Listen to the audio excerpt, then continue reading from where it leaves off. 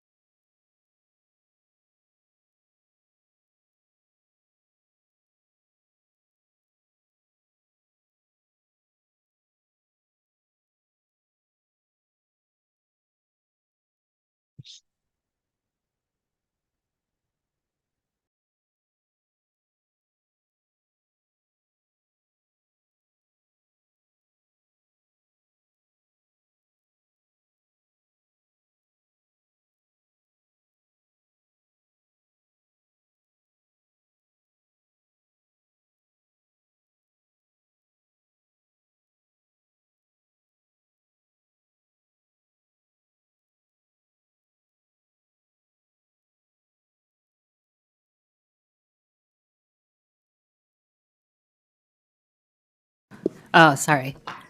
This is just a little heads up that if you all want to speak on something, on some of the items, there are cards back there.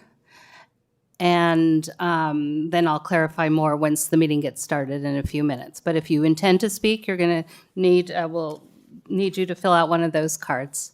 So that would be helpful.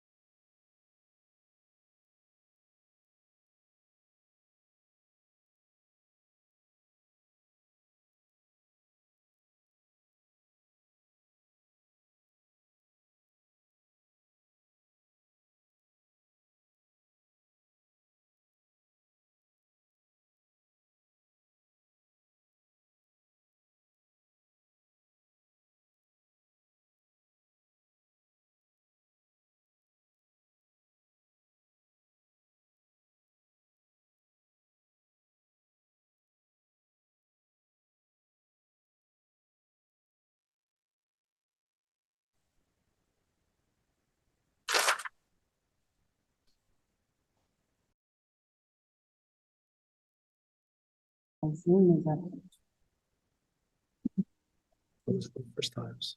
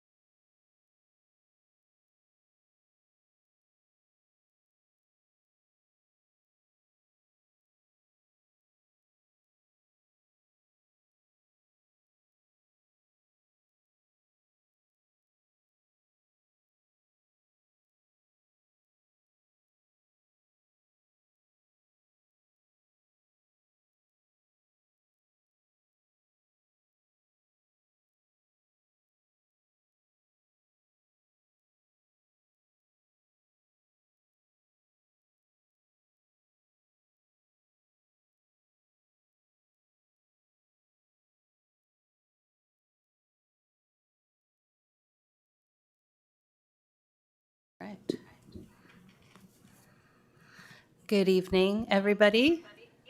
Whoa. Okay, let's try. Yes, okay.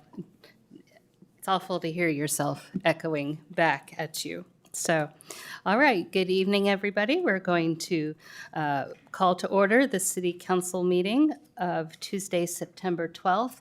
I'm going to point out right now that our city clerk is not invisible tonight. She's actually online. Another version of me. I am here. Okay. No, I'm still here. Yes. Okay, good.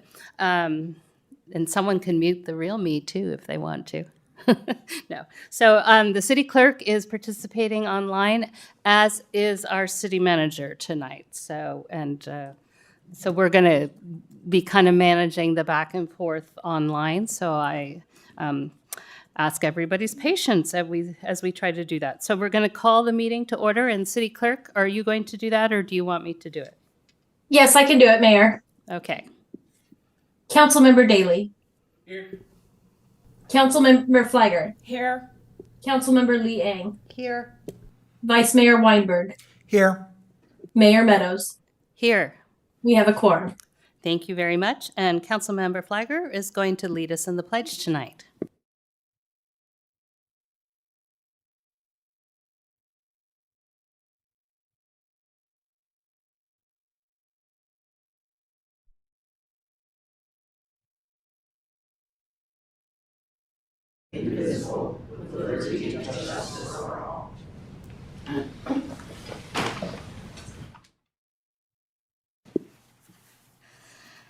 So we had a closed session this evening, and I'm just reporting that we have nothing to report.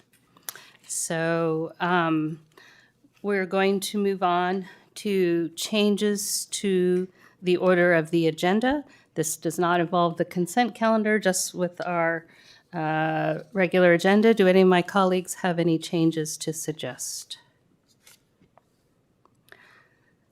Seeing none, we'll go in order then.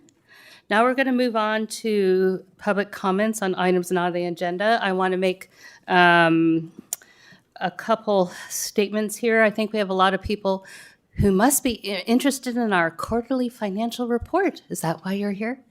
No, I'm not seeing any takers on that one. But I do want to point out that when we run these meetings, we follow the Los Altos Municipal Code, Public Meeting Rules for Conduct, Chapter 2.05. If you have insomnia, it's a good thing to read in the evening. And so we will conduct our meetings following, sorry, I make poor jokes. My kids tell me not to make them, but they're not here tonight. So, so I ask for respectful dialogue here. There's no cheering, booing, no fresh vegetables thrown unless they're a really good heirloom tomato. I'll take one of those. But just wanted to give those because I know there's some people here tonight who haven't been here before.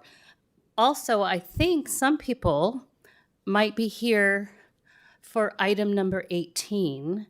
So I do want to clarify that item 18 is informational only, so council doesn't discuss it and we don't take public comment. But because we're on public comments on items not on the agenda, if you want to talk to something, speak to something that's not on the agenda, including number 18, now would be the time for you to do it. And so if you want, so keep that in mind. And right now I have a couple of yellow cards for public comments not on the agenda. We're going to start in chambers first, and then we'll go online. But if anyone here was here to speak on 18, you still can speak if you want right now. And the item that you think you're here for tonight is actually on the September 26th agenda. So it's not on tonight's agenda, but you're welcome to speak to it now. So I'm going to take the public comment cards that I have right now. And our first speaker will be Jacob Sterling Silver, who will be followed by Kim Mosley.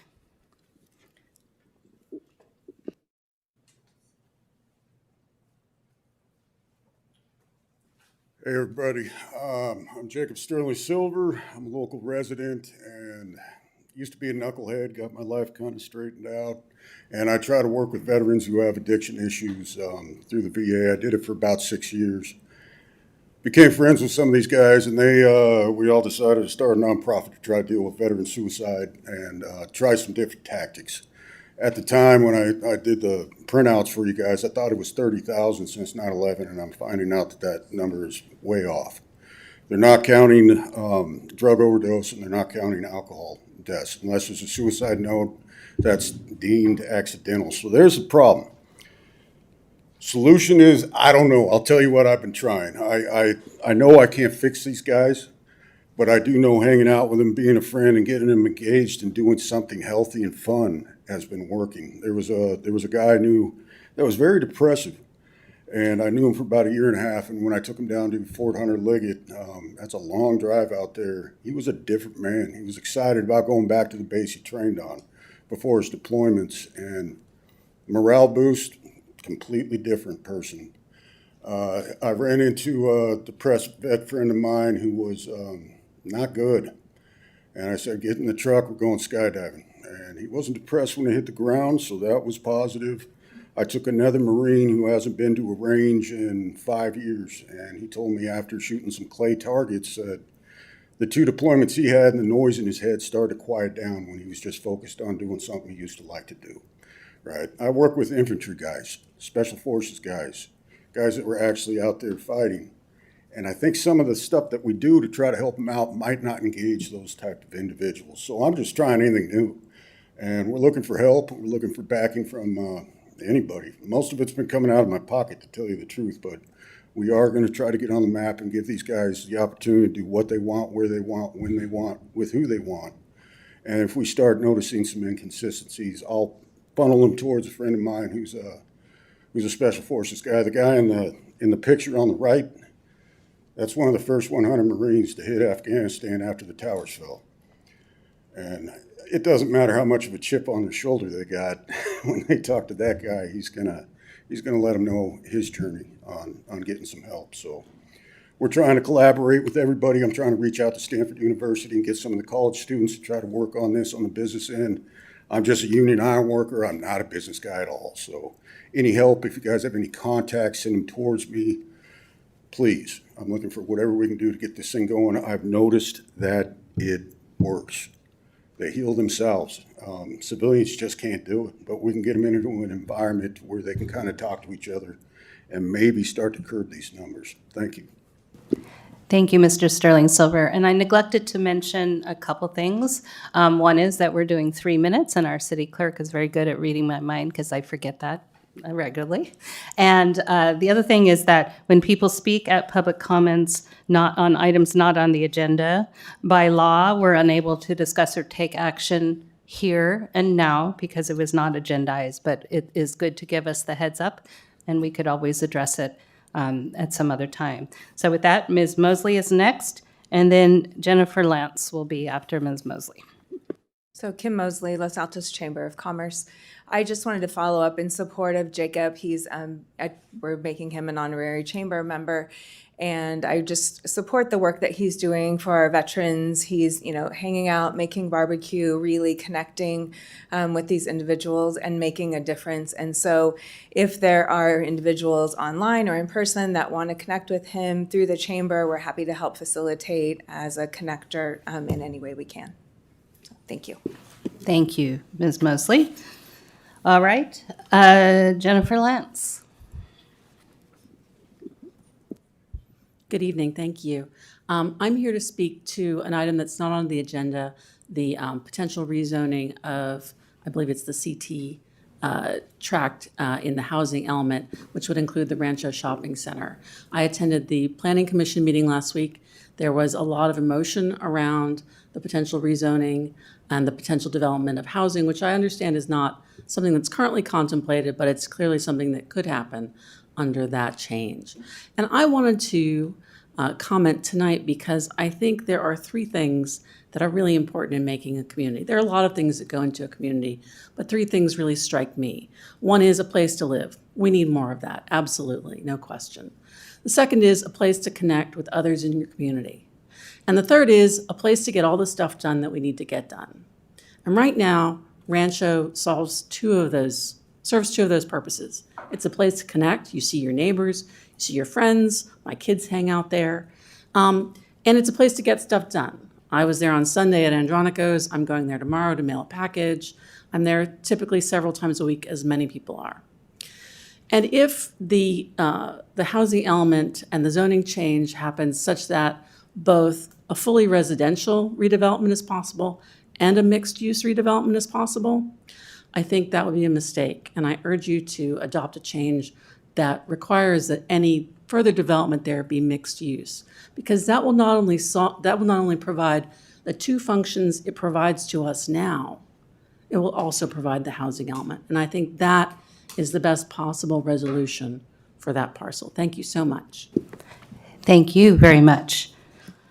So I don't have any more comments cards for public comments not on the agenda, so I'm going to go to online, and City Clerk, I'll let you, I don't see any hands, but There are two hands raised, Mayor. The first is Nancy Martin.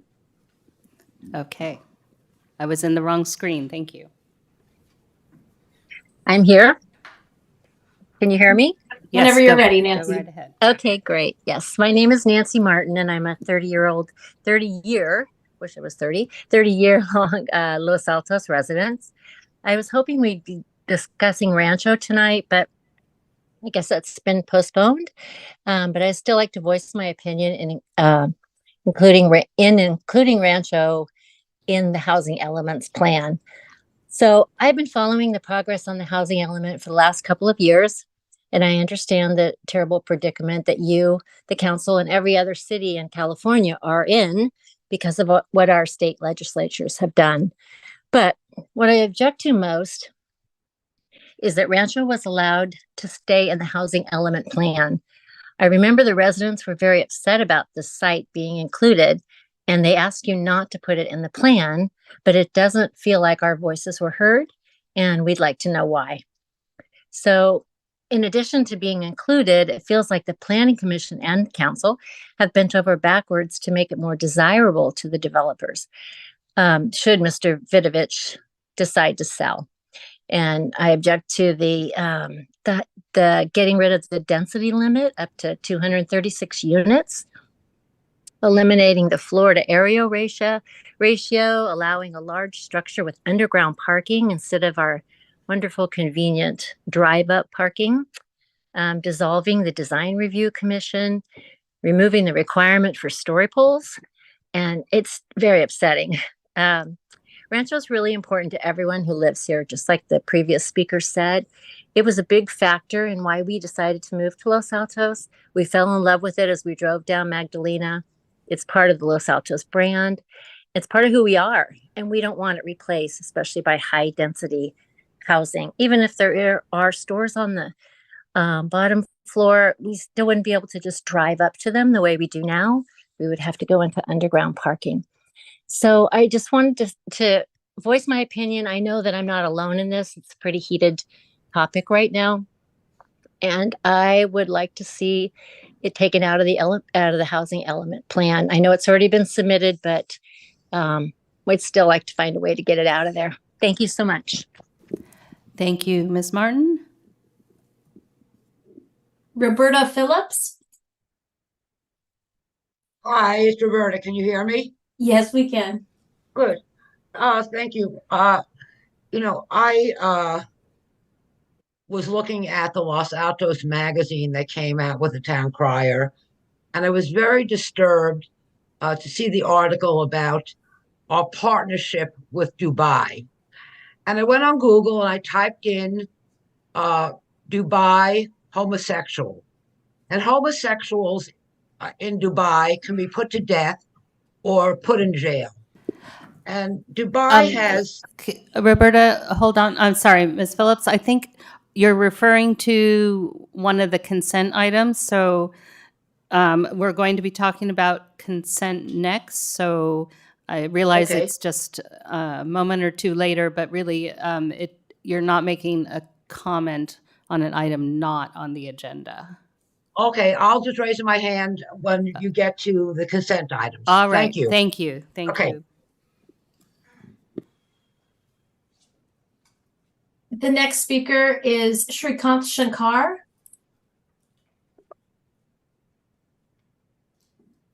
Hi, can you hear me? Yes, whenever you're ready. Yes. Hi, I'm Shrikant. I've lived in this area for about 15 years. I also wanted to comment about the rancho. I know it's on the agenda thing, not on the agenda this time. I did want to say that I think housing is important. I realize that not everybody is going to be happy with whatever, there's always going to be a set of people who are unhappy with whatever we do with housing. And I do think that rancho is a good place for housing. And I am glad it was added to the other mint. I realize it's not going to make, no matter what we do about housing, people are going to be unhappy. But given that these are difficult trade-offs and the city council had to make these trade-offs, I want to be supportive of things that you've done here in the effort to get more housing. I think housing is important and every city has to contribute. And I'm glad we're doing this. Thank you. Thank you, Mr. Shankar. There are no other hands raised, Mayor. Okay, and I will just do one last check. Does anyone else have a yellow card for public comments not on the agenda in the chambers? No. Okay, so we will close that section. And we have a special item tonight, and we're going to, let me get, it's a special presentation from Silicon Valley Clean Energy to talk about our Electric Showcase Award winner. And I want to say that I serve on the Silicon Valley Clean Energy Board of Directors this year, and I follow in Councilmember Flagger's footsteps the previous couple years. And it's really an honor to be part of an organization who's focused on reducing our dependence on fossil fuels by providing clean energy and innovative programs. And so we have Justin from SVCE tonight, who's going to tell us a little bit more and to reveal who our winner is this evening. I won't scoop it. I'll let Justin do that. Go ahead and introduce yourself. And we're going to put a 5-minute timer on this. So thank you. Great, and thank you for not scooping me. Good evening, I'm Justin Zagunis, Silicon Valley Clean Energy's Director of Decarbonization Programs and Policy. As you know, SVCE is the local clean electricity provider for Los Altos and 12 other jurisdictions in Santa Clara County. We're proud to serve the community with a variety of programs to help reduce greenhouse gas emissions, including currently providing up to $8,000 in rebates to residents for transitioning to electric appliances. We're delighted to be celebrating the Electric Showcase Award winners tonight. The awards recognize people in the community who are leading the way in electrifying their buildings.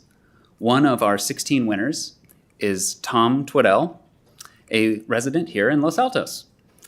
Tom's home was built in 2012, and earlier this year, he and his wife decided to go all electric to reduce their carbon footprint. This included upgrading their water and space heating to electric heat pumps, installing an induction stove, and getting solar. And you can read more about this project and some of the other winners on the SVCE website. So thank you for your time, and congratulations to Tom. With your permission, I'd like to invite him up to accept the certificate that we have and take a quick picture with council, if that's all right. Yes, please. Awesome. Tom?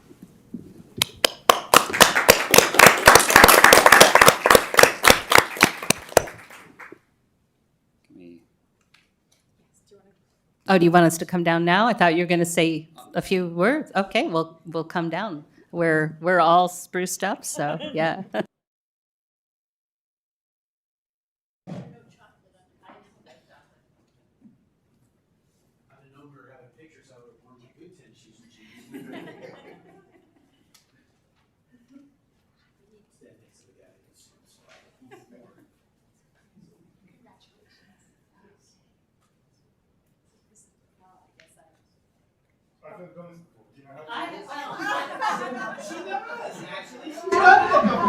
I haven't done it with this particular item.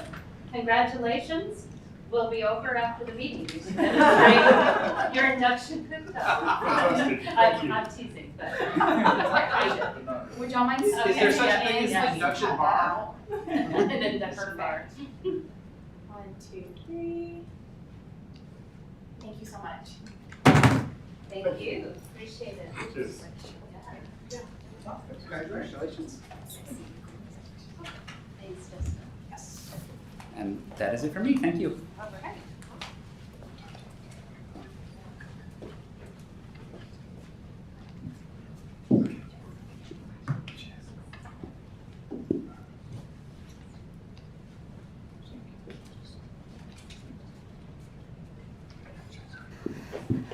Okay, so now we're going to move along to the consent calendar.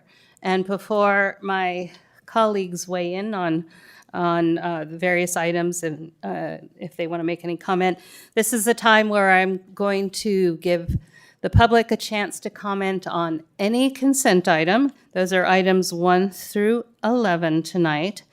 And even if a consent item is pulled from the consent agenda, this is the opportunity to speak to it. So if we pull it, council will deliberate, but we won't take public comment. Now is the public comment. So if you have a comment on items 1 through 11, and we know Ms. Phillips does, but I don't have any other comment cards unless the gentleman filling out not consent item. Okay, thank you.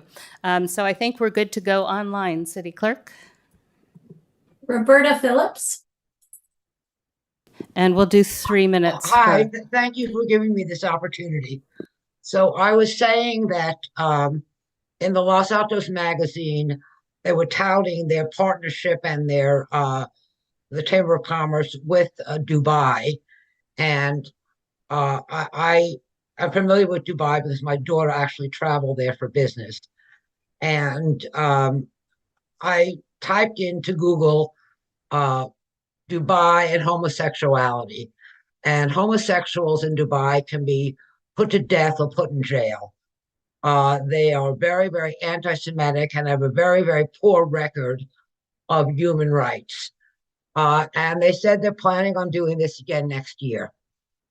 In the consent calendar, it says that they spent $44,000 of our tax money on this magazine.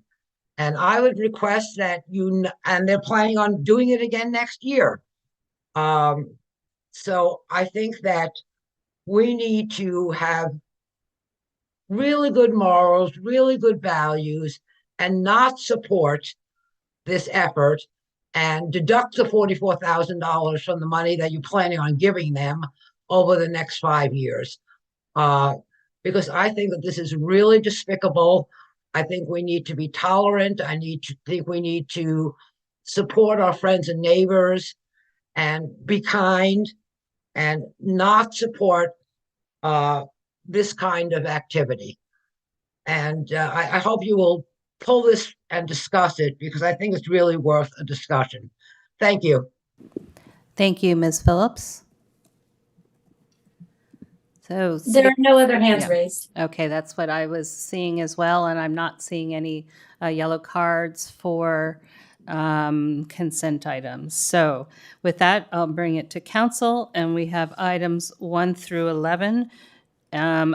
If council members want to vote separately on an item, you can state so when we're taking it without having to pull the item to do that. But does anyone have any comments or items that they are interested in pulling? Councilmember Liang. I'd like to pull agenda item 9. And Oh, then I would like Okay, to vote 9, okay. separately on item, it is on, it's red. And I'd like to vote separately on agenda item red, right?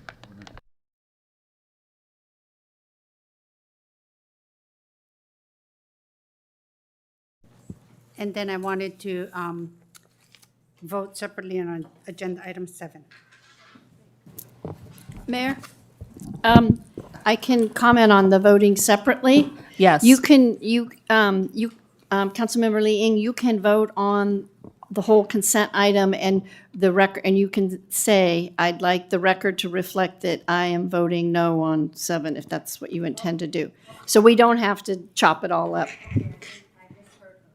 Well, no, I didn't explain it as well as our city attorney did, so Yeah, so, okay. And so let me just comment on 9, where you're going to pull number 9, and I'm going to take number 9 right after number 13. These are both contracts, 13 History Museum, 9 Chamber of Commerce. So that's what we'll do with number 9. Councilmember Fliger. Thank you, Mayor. I would like to pull item number 4, the downtown parking strategy contract.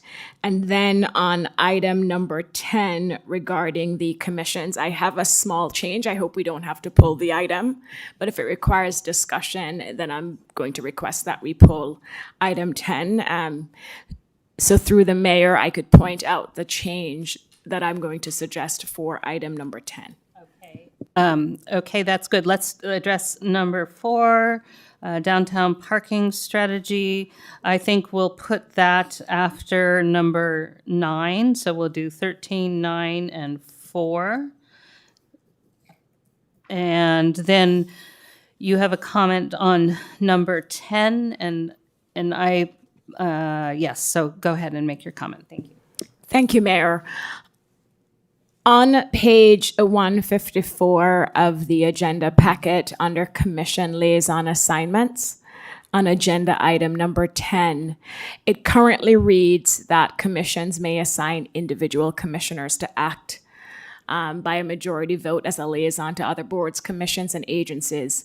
From experience, I know there are times when commissioners are not able to serve on these agencies, and so they actually look for other members of our community to serve on these boards and agencies, the county, regional boards. And so I know that has been done in the past. It may not be happening today. So my suggested edit would be the commission may assign individual commissions, and we have that language. And in the event there's no commissioner to serve in that role, then the commission can appoint a community member, because I know that has happened in the past. Okay, how do my colleagues feel about that? I'm inclined to support it. Go ahead with your question. So I could understand they would be inclined to appoint someone, but what is the process in selecting a public member by the commission?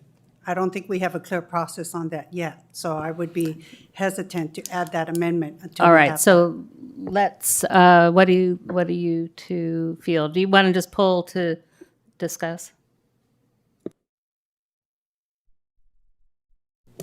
I think we're compelled by the rules at this point that we need to pull it.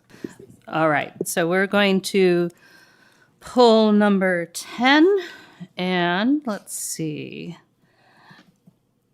Let's, we're going 13, 9, 4. Well, let's go ahead and take 10. We'll just do all the consents. So 9, 4, 10, and then resume with 14. Last time we had this many changes, all my comment cards came in with the order of numbers. So you, the public, can remind me of the order we've pulled. Okay, so we've pulled number 10. Colleagues over here? Okay, so I think what we're looking at then is, and Councilmember Fliger, did you want to identify a number that you wanted to vote, to declare a different vote on? I'll follow the You instruction follow, from the yes. city attorney. Yeah, okay, all right. So we have numbers 1, 2, 3, 5, 6, 7, 8, 10, no, 8 and 11, yes. Okay, City Clerk. I'm sorry, was there a motion made, Mayor? Because I didn't hear one. Oh, no, you're correct. So would someone care to make a motion about the numbers? Yes, go ahead, Councilmember Daley. I move that the City Council of the City of Los Altos adopt the measures in the consent calendar excluding item 9, 4, and 10. Second. Councilmember Daley, Yes. Councilmember Fliger? Yes, as to all the items in the motion, except for item number 7. And for item number 7, I vote no. Okay. Councilmember Liang? For item number 7, I'd like, oh, wrong one, sorry. For item number 7, I'd like for the record to reflect that I'm voting no. And for all the other items, I vote yes. Thank you. Vice Mayor Weinberg? Yes. Mayor Meadows? Yes. Motion carries with a note that for item number 7, the motion is approved at 3-2 with council members Fliger and Liang opposed. All right. Thank you for that. So we're going to move on to discussion items. Item number 12, an exciting one about bidding procedures under the Uniform Public Construction Cost Accounting Act. And our finance director will be walking us through this.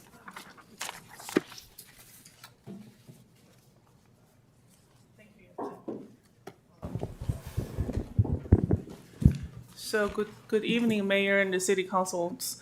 My name is June Du, the Finance Director for the City of Los Altos. It's been a while I'm sitting there speaking, I think, since last adopted the budget. So tonight I'm introducing an ordinance of bidding procedures under the California Uniform Public Construction Cost Accounting Act. So the staff is recommending to waive the further reading of this ordinance and added the chapter 3.16 to the municipal code to provide for bidding procedures under this act. So the benefit of this act is to speed up the awarding process, expedite project delivery, reduce the time and the effort, also the expenses associated with the bidding process for the project under $200,000.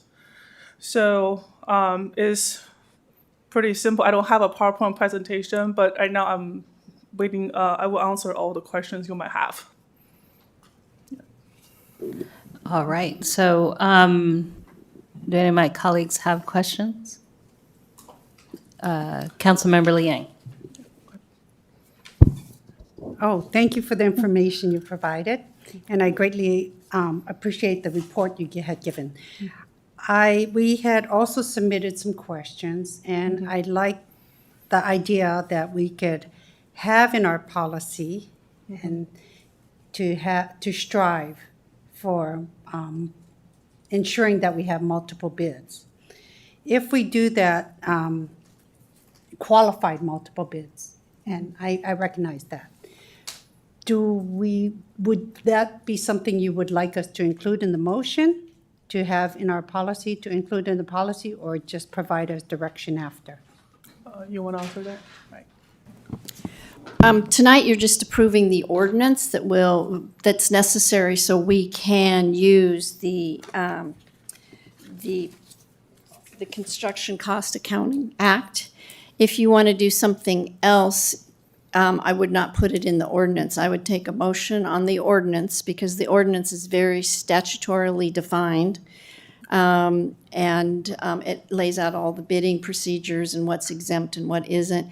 But if you want to do something different, like in a policy, I think that should be in a separate motion and a separate discussion.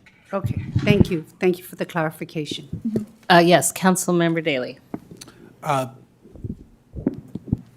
City Attorney, is it appropriate to go ahead and take up another aspect of this? It seems to me like the way the agenda is written, we should stick to the ordinance.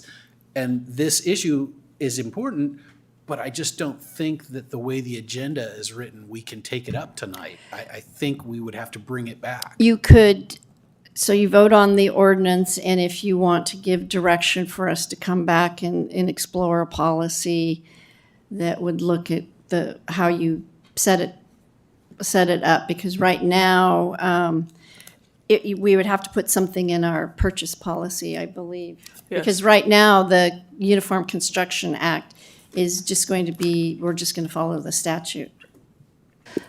Right, and I'm aligned with Councilmember Daley. I guess I was going to suggest it go in future agenda items, but I guess it's a natural to see if there's a majority who would give that direction. So it could go either way, but you're right, it's not what we're voting on. So, Councilmember Liang. Confused on the buttons. Otherwise, we could amend what is provided here on 3.16.020, where we. Councilmember Liang, I think the city attorney told us that we cannot amend. This is legal statutory language, and so she's not recommending that, so I'm certainly not going to support it, or any of my other colleagues going to support amending this language? I wouldn't amend the No, ordinance, but I exactly. think if it's going to be adopted, it should be a separate policy. Because. Right, well, it's- we're not talking about the policy, we're talking about the ordinance, and I think, yes. Councilmember Liang, you're suggesting amending the ordinance, correct? Well, if this is a public hearing in which we, It's a discussion item. yeah, or a discussion item, to have this ordinance, in your opinion, we cannot amend ordinance. Is that the same view we're going to take on all future ordinances that come before us then? That No, we cannot amend Councilmember ordinance? Liang, I'm going to interrupt No, because I need to understand I can our process. answer that question. Okay. We always, this is a different kind, this is a legal ordinance that is written and used many places. Maybe I should have let the city attorney answer this. But we always get to weigh in on ordinances that are written for Los Altos by Los Altos. This is not what this is, and the city attorney has recommended against amending anything. What I'm going to do is if you want to pursue amending the ordinance in front of us, I'm going to ask if there's any other of your colleagues who want to support that, because otherwise we don't have. I will bring up a future agenda item. Okay, that's fine. So, Mayor, if you would like me to, I can explain for. that would be good, because I didn't do a good job.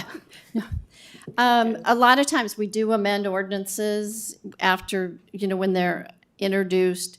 We did that a lot with the mechanical ordinance, and we've done it with other zoning ordinances, but they all come within, they're all in our Los Altos Municipal Code, and they're not as strictly statutorily defined as this uniform construction contracting. So what you want to do is outside the Uniform Construction Accounting Act, or I'll just refer to it as the Act. So it would need to be a policy, because we don't want to change the state law. We want to do something in addition, and I recommend that that would be in a standalone policy. But you have and you always will be able to amend certain ordinances when they're introduced, if it's possible to amend them. But this one is a little bit of a different structure. Just clarification's sake, and that's the reason why I asked earlier, was how would you like this? Would you like it be further direction? But then now you're saying you want it to come back as a future agenda item as in a separate motion. So I just, Well, you could there's bring no it up doubt as, you about could it. bring it up as a future agenda item, or during this item, you could ask for direction to, you could do it now, or you could do it at the end of the agenda. But it would be a separate, do I have, Yeah. support? because before it was always done during the agenda item. So, where we Councilmember, could we provide can do it direction. during the agenda item. Let's. Yeah, I yeah. guess, please. Yes, that's what I'm saying. It's I'm just agreeing. that every time these direction changes, and I was asking for clarification in a normal process, but I appreciate it, but I just would appreciate being treated in a manner where I'm not constantly being shut off. I'm agreeing with you. I appreciate it. Thank you. I'm agreeing with you. We'll take it now rather than take it up as a future agenda item. Okay, so now we have an ordinance in front of us, statutorily defined, as I understand it. Yeah, we haven't done it yet, but we're asking, so I guess we're still on council questions. Sorry, I got sidetracked. Any other questions? Vice Mayor? Thank you, Mayor. Just a quick clarification. You want both a resolution and the ordinance passed? Just the ordinance. Just awareness. Okay, so why is there a resolution that's also included with it, with the packet? Yeah, I did. No, we have an ordinance. The resolution adopted to pass the ordinance. There's a Oh. resolution for, proposed resolution Yeah. for the city to become subject Yeah. to the act. And after that is the ordinance itself. Yeah, so we need to do the resolution so we can then send that to the Office of the State Controller and we get on their list. But then we need to adopt the procedures and policy of the act so we can have it in our own code and enforce it in our own code. So yes, you're right. We have a resolution that we'll send to the State Controller and then we have an ordinance, yeah. Thank you for the clarification. So every time I'm held to a different Well, standard. we can look at the agenda. Or do we have any other council questions? Councilmember Daley, any questions? And thank you for that clarifying question, Vice Mayor. No further questions, Mayor. So one clarifying question for the attorney is. do we- Microphone. It is on. Do we need to re-agendize it to properly state that we're adopting a resolution as well, since it's not properly agendized this evening?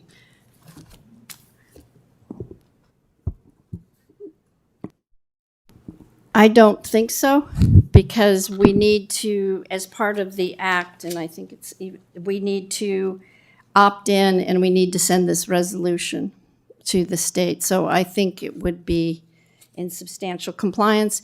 If not, you can pass the ordinance and we could bring the resolution back. On consent, maybe. Yeah. Yeah, and it would be on consent if you want to make it. Yeah, we have to bring the ordinance back because it's being introduced and we could be adopted. But I think what we could do both tonight because it is part of the act. But if we'll just bring it back at the next meeting. The resolution is included as one and explained as one of the attachments, but I will defer to the city attorney on what action you're recommending tonight. But first, we're going to go to public comment. I don't have any speaker cards for item number 12. And looks like we have an online speaker. We'll do 3 minutes. Roberta Phillips? No, I do not have a comment. Thank you, Ms. Phillips. Your hand is up. It shows. It's probably a remnant. That's okay. All right. So we will close public comment and bring it back to council for discussion and action. Vice Mayor? I'm ready to make a motion. But before I do, at this point, does staff feel that we could proceed with the resolution? Or would staff prefer that we not have the resolution? Well, since we're bringing back the ordinance on the next meeting and to avoid any further discussion on this, we'll just bring it back when we adopt the ordinance. And the ordinance will be on consent, and so will the resolution. But the resolution is part of adopting the act. But I'll let that go. Thank you, Madam City Attorney. Madam Mayor, I move that the City Council adopt an ordinance of the City Council of the City of Los Altos adding Chapter 3.16 to the Los Altos Municipal Code to provide for bidding procedures under the Uniform Public Construction Cost Accounting Act, and that the council find that this action is categorically exempt from CEQA. Second. City Clerk? For clarification, for the record, it's to introduce the ordinance tonight. The adoption will occur possibly at the next meeting. Right. Yeah, introduce and waive for the reading. Introduce and waive first reading. Thank you. Councilmember Daley? Yes. Councilmember Fliger? Yes. Councilmember Liang? Yes. Vice Mayor Weinberg? Yes. Mayor Meadows? Yes. Motion carries. Now, my colleague, I think, wants to discuss whether we want to give direction regarding a policy. Would you like to frame it, Councilmember Liang, or was that? They preferred a motion. So I did recall you stating that we preferred a secondary motion. Is that correct?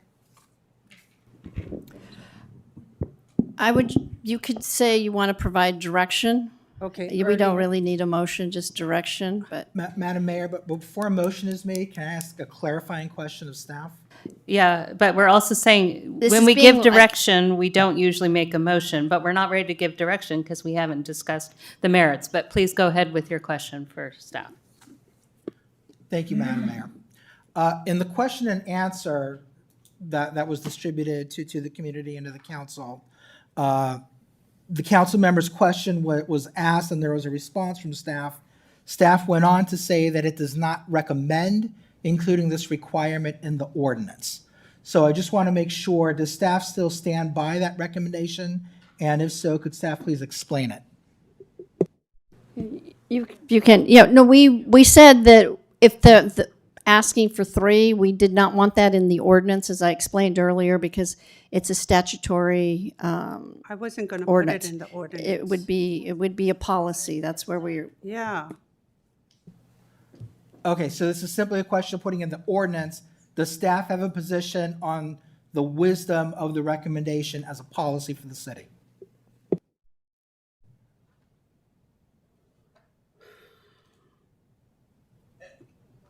Point of order, Mayor. I would like to hear the answer. Yeah. Point I of wanna- order.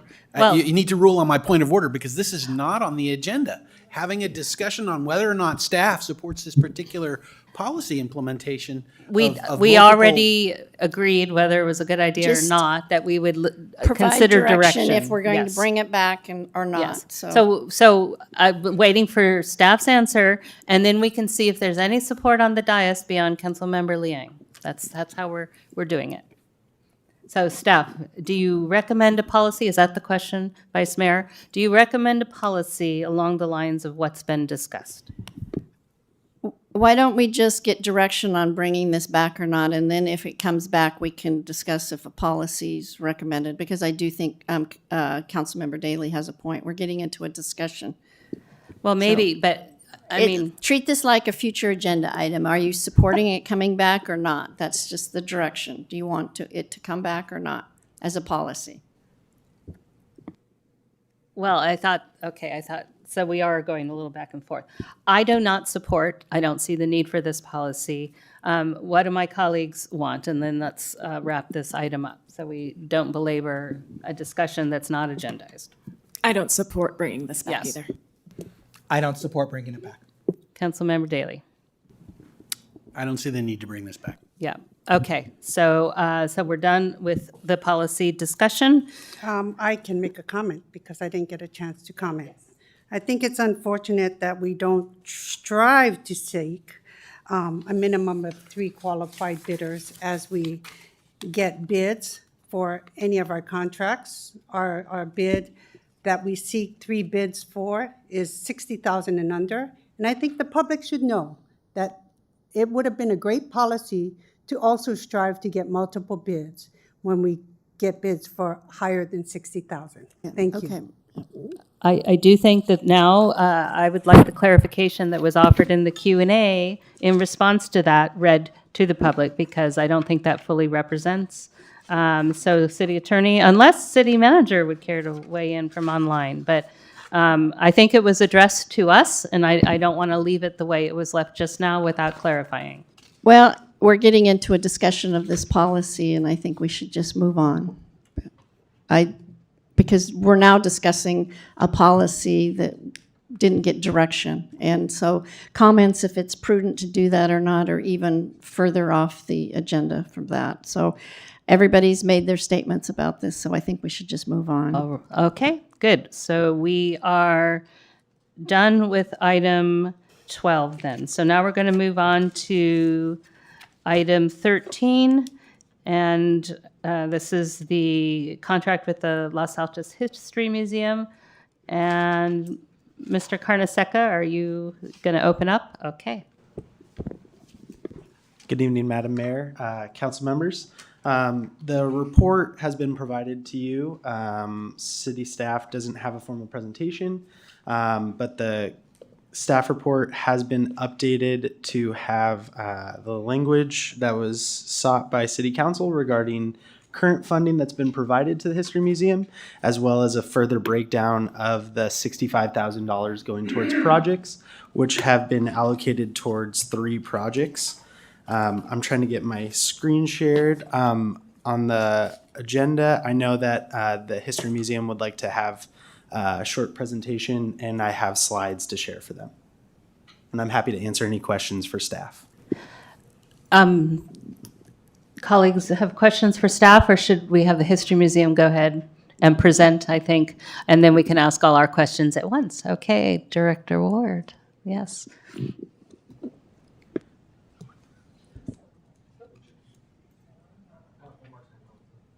Okay. Good evening. Thank you so much, council members. I know we're trying your patience coming back a third time. Thank you so much for the opportunity to clarify and to refine our ask. Thank you very much for your patience and for your time this evening. Yeah, lovely intro slide here. Next is probably great. So what I really wanted to start with and just to lead with is I want to make it very clear, just based on all of our requests, how important it is to have public funds to maintain the status of the Los Altos History Museum as a public institution operating on public land for the public good. This was definitely part of my public comments when this first agenda came up, and I just wanted to reiterate it here tonight that we are so grateful for the public support, and it allows us to move forward with confidence in everything we do and knowing that what we are doing is for the citizens of Los Altos. So thank you so much for your past support and for what you have already agreed to support us with. So tonight, we were asked to come back with a little bit more clarification for the $65,000 that is had been historically allocated to general support, and in the new staff recommendation, it was designated to program support. So City Council asked for clarification on what we meant by program support. So we have looked at our budget and at some of our expenses per your request and per your recommendation, and identified 3 very essential functions that we provide that are really definitive of what a museum is. These are functions that, as long as the City of Los Altos wants to have a museum on your grounds, these are the sort of functions that I would recommend are sort of definitive of what it means to be a museum. So not sort of any auxiliary or superfluous programs that are sort of optional. So that's my recommendation as a museum professional, that these are baseline programs. So collections processing is definitely part of the definition of what a museum is that we collect artifacts, and our processing procedure is outlined there in terms of we have a database, and we catalog them all, and we scan material, and of course when we get research requests in, we handle those requests and we go to our database and into our collection to answer the public's questions. And then there's, of course, supplies and equipment in terms of database and computers. Okay, so that's the first one. As you know, historically, the council voted for the J. Gilbert Smith House in particular to be turned into a museum. That's really where this origin of the idea of there being a museum in Los Altos was the J. Gilbert Smith House, which is the first building on the Civic Center campus. So we do have the Smith House open Thursday, Friday, Saturday, Sunday for tours. We maintain the house, we clean it, we update the artifacts in there. We have a changing gallery in there about J. Gilbert Smith's life. We train volunteers to be able to lead those tours. And so there's a lot of staff time into just making sure that it is open, the number of days a week that it is open. So we would really appreciate council support and city support for that base operation of keeping the Smith House open. And that's the second part of this request. And then the third part of this request is for our oral history program. We have over 200 oral histories that we have taken over the years. We really professionalized our oral history program starting in 2012. We had a part-time oral historian on our staff, and at that time we diversified the sort of people we were interviewing. And so we have always strived to keep that program very current, and we're always looking for new candidates to interview. It is a treasure trove of information about Los Altos. It helps contextualize the objects. It helps contextualize everything that's happening here. We have a whole series of interviews of our mayors that we have cataloged there. Some of those oral histories, it's easier to take an oral history than it is to process it. The conversation is 2 hours, and then it takes many, many days to actually do the indexing and the cataloging and then getting them ready for public consumption. So, and there was a question that came to us yesterday, I believe, about getting our oral histories online. And I'm happy to say we do have a grant for getting our oral histories online. And we have that in beta testing mode in October. And then we'll be doing a press release in early November to really make sure the public knows that those are available. And we hope to keep adding more and more of our oral histories. So the total request is the $65,000. And some of it is supplies and equipment, and we will happy to take any direction for how else we might satisfy your requirement for. And we completely understand it's public funds, and we understand that you want to have that well accounted for. So I hope this helps clarify some of our request. Okay, I'm going to start the question because the request is for 55,000 because 65 has long been the contracted amount. So it's an additional 55, not 65. Correct. The numbers are flip-flopped, if you will. That historically we have given 65,000. There's an additional 55,000 being requested. However, looking at the way that the contract is being broken down in the future, staff recommends 65,000 going towards programming and 55,000 towards utilities and operations. So we're going to be back at the same place we were last time. That's not how it adds up in the staff report.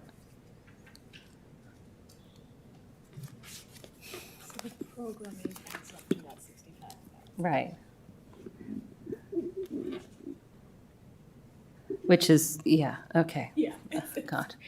All right, do any of my colleagues have questions for staff or the History Museum?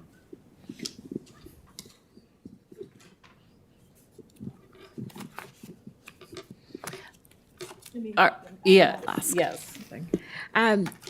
Dr. Ward, thank you so much for the presentation. I will say, even though it's been 3 meetings, that has taken us here, I think it was well worth it, because I do think this adds a lot of clarity, and it definitely gives me more comfort when I think of spending public dollars.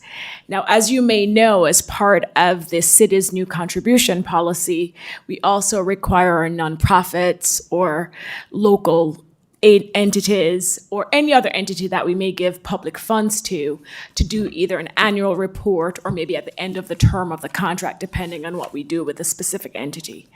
How is the museum going to track the expenditure of these public dollars on these 3 programming items? Thank you so much, Councilmember Flieger, for the question.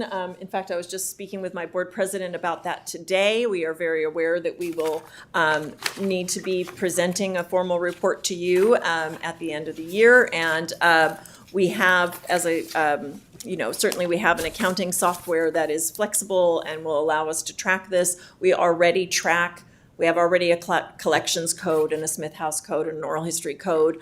Our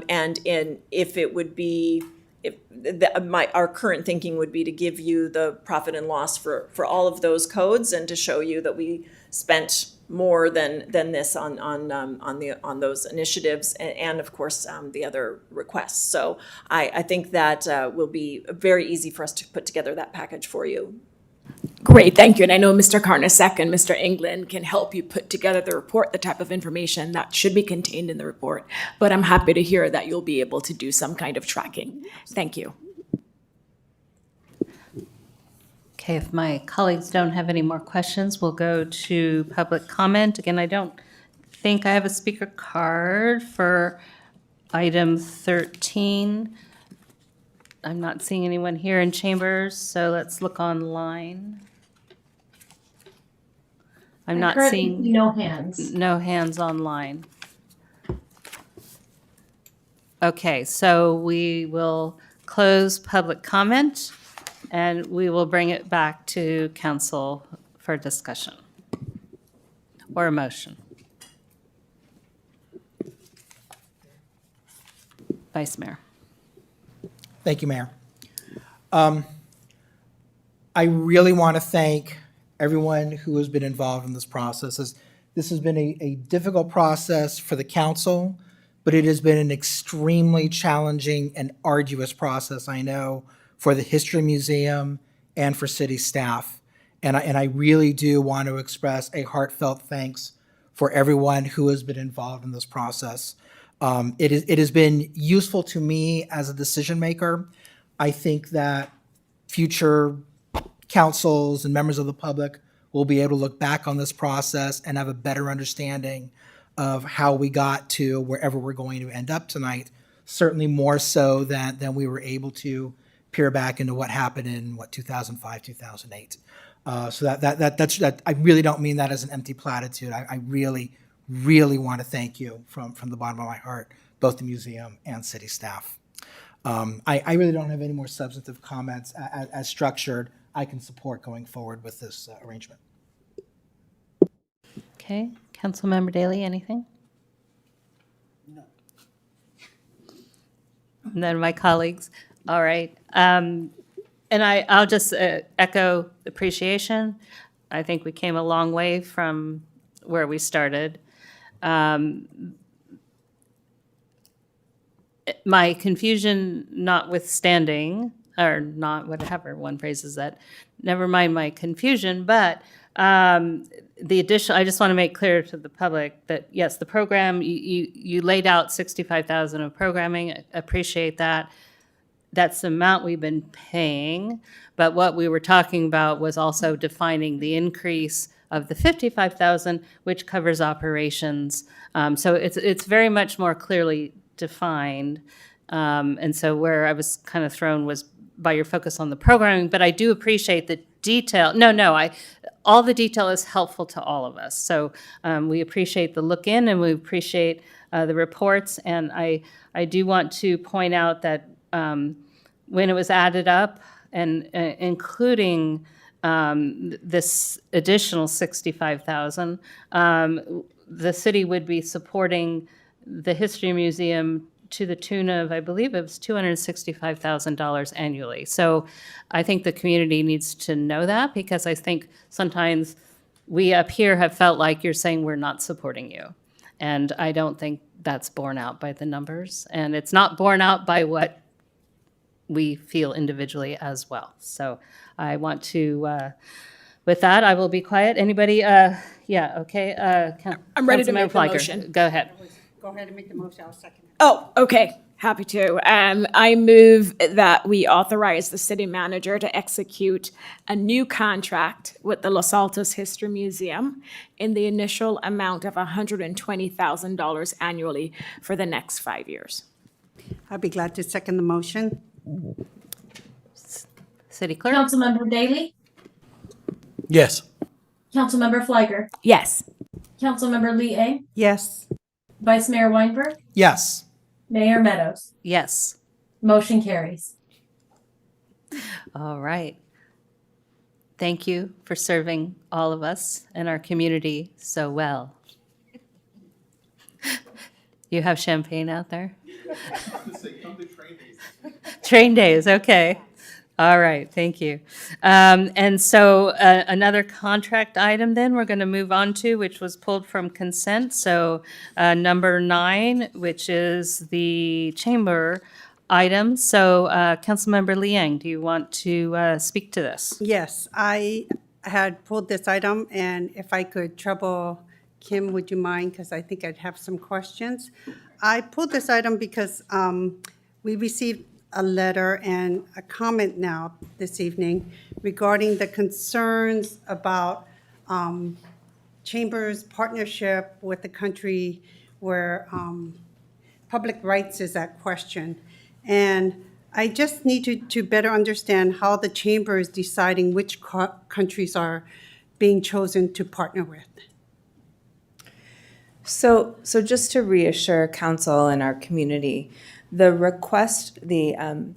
money that's been requested for allocation to the chamber is only for the creation of the Los Altos magazine. So there's a list that I believe has been provided to council in the exhibit. So it's for the printing of the magazine, the distribution of the magazine through the Los Altos Town Crier, creation of an online digital copy, local distribution as well, and then the operation of our visitor center. So none of the funds that are allocated from the city go towards any sort of trade mission anywhere. It's really just on this particular project. Right, but you're highlighting a country where the public rights, a country that supports Sharia law is at question. So we just need to better understand that because we're using public funds that is highlighting a country that many would feel would have some concerns. So I guess if I could clarify that a bit, Councilmember Liang, that spread was included in the magazine because it's a program that was developed to support our businesses here. It's something that if there's concern, there's really not any intention of including an article in a future magazine if that is your concern. And so I can assure you that we won't include one next time. I'm not quite clear if that's okay, I guess what you're getting it to. would be just highlighting countries that we would, I mean, we had issues with attending states that, for our travel policy, so I guess. Right, so that would be putting city funds towards travel to one of those locations, and we're not doing that. We're highlighting a country, so. Okay, so. Then the yeah. next question I have is, I noticed the magazine references Los Altos and Los Altos Hills. Since Los Altos Hills is highlighted in the magazine, can you help me understand, because they have no businesses, right? Or business publication in Los Altos Hills. What is the benefit they are receiving? Sure, so actually Foothill College is located in Los Altos Hills and benefits from chamber membership and from being a part of the Los Altos and Los Altos Hills communities. Several other recreational activities are highlighted there as far as the walking paths and different things at Hidden Villa, the barn that's there in Los Altos Hills. So it's really in support of both of our communities as one.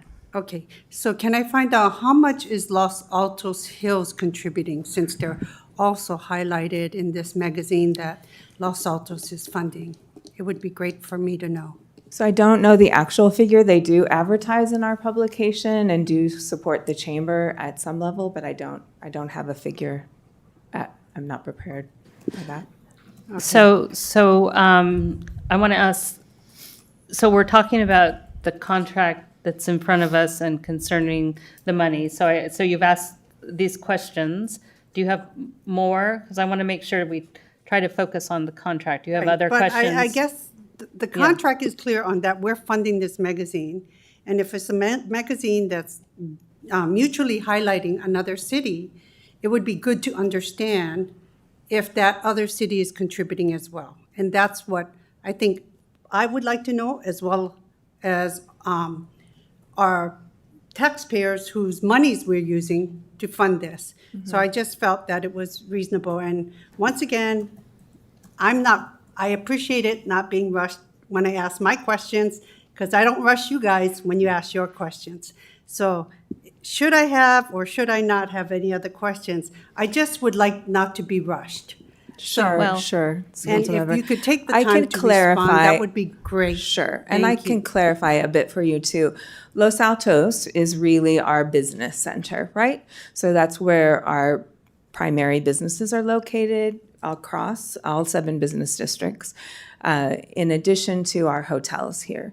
So the destination guide and other efforts of the chamber help to generate additional sales tax and TOT tax, primarily for Los Altos. So that is really the impetus of the original arrangement between the city and the chamber, was to drive additional revenue for the city. And so helping us to cover that expense is really beneficial to the city's bottom line. Okay, thank you for answering the questions. It's very helpful, I think, for us Thank as you. well as the taxpayers. Thank you. All right, so this item has been pulled. Councilmember, you've asked your questions. Yes, I'm fine. Thank you, Mayor. And does anyone else have any questions? And remember, we've already taken public comment on this because we've taken it on consent items already. Vice Mayor. Is a comment, not a question. All right, we're allowed to move on to comments because we're not taking public comments, so this is a tricky agenda. Okay, wait, Vice Mayor's first, I think, and then Councilmember Daley. Go ahead. Ms. Mosley, thank you for answering the questions of my colleague. As far as I'm concerned, the council has already made its decision regarding the contributions to the Chamber of Commerce. I think that the idea of the contract as outlined by staff is appropriate. And as far as I'm concerned, if the chamber, in its best judgment, believes that an article highlighting the Dubai mission or any other program that the chamber runs, if the chamber believes that that's appropriate to put in the annual Los Altos magazine, I certainly have no problem with it. And I intend to vote in favor of the recommendation.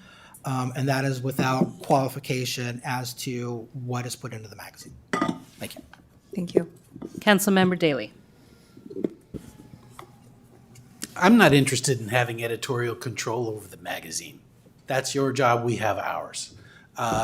As to Los Altos Hills, I want to remind our community and my colleagues that their role in this whole affair is to put their tax dollars into our pockets when they come down here into this downtown and spend their money. Our downtown is their downtown.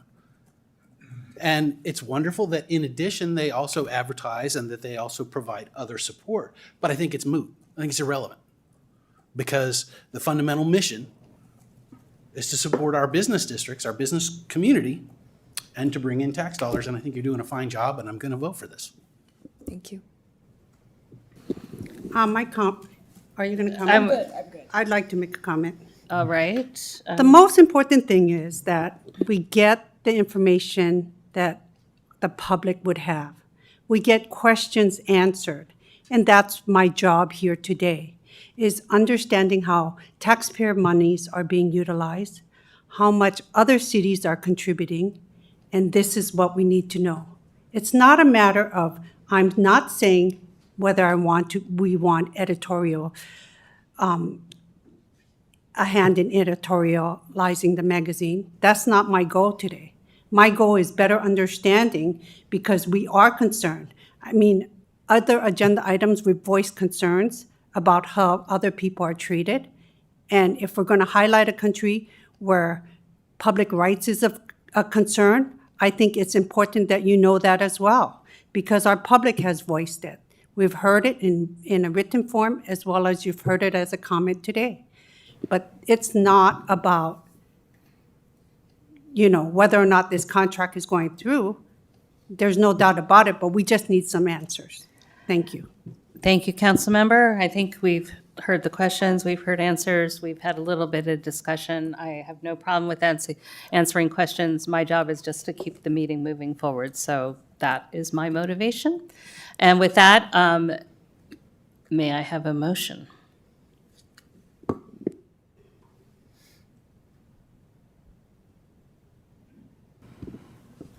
It looked like the Vice Mayor was doing it. Go ahead. Councilmember Daley, go ahead. You can do it. I move that the City Council, the City of Los Altos, authorize the city manager to execute a contract with the Chamber of Commerce as stated. Second. Councilmember Daley? Oh, I'm sorry. Yes. Quick question. Do we need a friendly amendment to put the amount? I think just saying that. That probably is a good idea. So, you know, I think it's stated as, let me get that. paper. 67,500 annually for Correct. 5 years. Correct. That's what the agenda says. Yes. Just wanted to Yeah. make sure we capture the motion. Yes. Thank you. I Correct. appreciate that friendly amendment. All right. Who was the second? Who needs, and Vice Mayor, you accept the friendly amendment? I do. All right. So we've got an amended motion. Councilmember Daley. Yes. Councilmember Fliger. Yes. Councilmember Lee Eng. Yes. Vice Mayor Weinberg. Yes. Mayor Meadows. Yes. Motion carries. All right. Thank you very much. Thank you. So now we I have copies are of the magazine with me if anyone would like one. product placement. All right. So now we're moving on to consent item number 4. This was pulled by Councilmember Fliger. So please introduce us to your question that we got the prelude to. No, thank you, Mayor. And I pulled this item because, as my colleagues know, having a downtown parking solution has been discussed by this community for years, if not decades. I mean, it's right up there with the community center. And so for this big of an item, I thought it was worth pulling it from consent. There's obviously no staff presentation on it, but it's so important. I thought I would set the framework, ask some questions so that people who care about parking downtown, they hear these questions, because sometimes they don't read the staff report. And so I think this rises to the level of importance in our community that we should have a discussion on the downtown parking solution and where we're going. I know it was included as part of our housing element update, which was approved, in case you haven't heard or read the news. But still, as we implement and move forward, we really need to make sure the public is aware of it and what's happening. And so with that introduction, I don't know if it's Mr. Zorns or Mr. England, but I have 3 questions. And the first is to describe the scope of this contract with the professional services agreement. What will this consultant be doing for the city with regards to developing a downtown parking strategy? So thank you, Councilmember Flagler. So as you kind of already mentioned, and I kind of want to provide the community somewhat of a reminder, this particular parking study, parking plan, parking strategy, master working session, whatever we've called it, since 1987, actually. It's been in the making for well over 3 decades, actually, in the city. Exactly. And I don't even want to know how much we've paid consultants over the years to unearth this and start again every iteration from prior councils, unfortunately. So with that being said, is that there's a lot of documentation and there's a lot of history to be able to kind of circumvent a lot of the questions that are probably going to come up from the community about, well, what if we do that? Well, we have actually documents. We have counts on some of the parking plazas and areas of usage in downtown. We have it for over 3 decades. So we're going to know exactly where we've seen development trends occur. That's one of the big things that the selected consultant actually was kind of charged with very early on, was to say, hey, here's a link to essentially all of our background data of things that have happened in the city of Los Altos associated with the downtown parking, and come to us with what is truly a request for proposals of, you see all of this comprehensive analysis and data that's available to you that's city specific. That's very uncommon for something of this type of plan and study area. And propose to us as the technical experts in transportation and parking strategy what is going to be the best course of action to carry this item from cradle to grave by December of 2024. We are required by our housing element to complete this task by that time. The selected consultant was the most qualified respondent. And one of the things that I will at least acknowledge is that they were the one consultant that included the most public engagement strategy than any other. So that was actually one of the big reasons as to why they kind of got extra points, on their report card, so to speak. So this is something that is going to be looking at the existing parking, looking at the future development of what is included in the downtown area from our housing element, as well as the things that have already occurred up until we kick this off. So they'll be able to look at essentially the past, the present, and the looming future. So with that it really will be a comprehensive analysis, but also where they're going to be able to tie it to essentially not if we do this rezone or this increase in height or unit ability to have, additional units in downtown.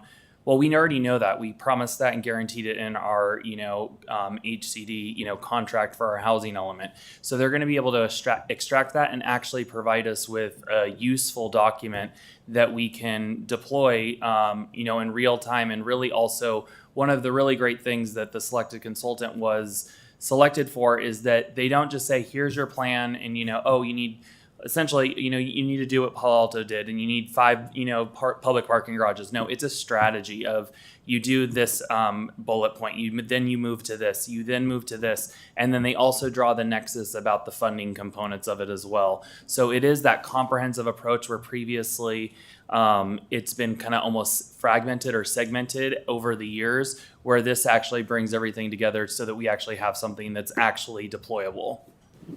So, Mr. Zorns, you answered my 3 other questions in your comprehensive response, but I'm going to break some of it down. So, with regards to the strategy, does it include any specific, especially because this selected consultant, one of the main reasons was because of their community engagement record. Is there a plan to have study sessions, community engagement? Because I will tell you that for the community center, one of the proposals over the decades was a Taj Mahal. And that's not where we ended up. And so I am concerned that a consultant who may be looking back as far as 87, 95, 2012, may not actually capture what today's community wants. And so as part of the strategy, it is community engagement, but do we know yet what that will look like? Is it charrettes? I remember that we had different forms of community engagement to make sure that this strategy really reflects where we are today. So specifically their proposal, I can actually kind of just cover it, is the summarization of their scope of work that they proposed is to create project-specific messaging and outreach that would be electronically based with a dedicated website, branding materials, organization and facilitation of 2 stakeholder and focus group meetings, organization and facilitation of at least 1 pop-up event that they would actually facilitate. City staff, if we feel like we need to supplement it after they've set the mark for us, we can. However, they need to be the ones that help create and design it, because that's what the capacity is that we need them for. And then ultimately, obviously, the organization facilitation of 2 community workshops, which is different than the focus groups and different than the stakeholders. And then actually going to doing a comprehensive form and questionnaire that says, give us all your comments, your thoughts, your ideas. We are going to compile them similarly, actually, to what we did for the housing element in regards to that type of data collection, and then deploying it into these are the feedback that we've received from the community, and this is how we can integrate those at a realistic capacity for what the city of Los Altos has. Thank you. My next question has to do with projecting what will actually be in our downtown. So I know in our housing element, we identified certain sites and what we hope to have constructed there. As you know, there's no guarantee. We're going to create the environment. We're going to do whatever we need to do as a city to support those types of construction. We've also are aware that there's a possibility a theater may be constructed downtown. So with the possibility of a downtown theater, additional housing, we currently have parklets on Main and State Street, so we have lost some parking spaces there.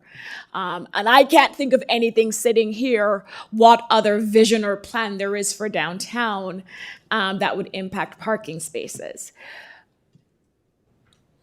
But I'm concerned that, and I know we have the timeline on the housing element, and I hope we're not putting the cart before the horse, where before we actually flesh out what our downtown is going to look like and what will go where, that we're doing a parking solution that may not be the right solution because we don't know exactly yet what will be downtown. And I assume the expertise from this consultant is able to factor all those things in, not give us too many parking spaces and not give us too little parking spaces, but what's just right. Yeah, that's correct. As a generalized kind of overview of what we would gain from the selected consultant.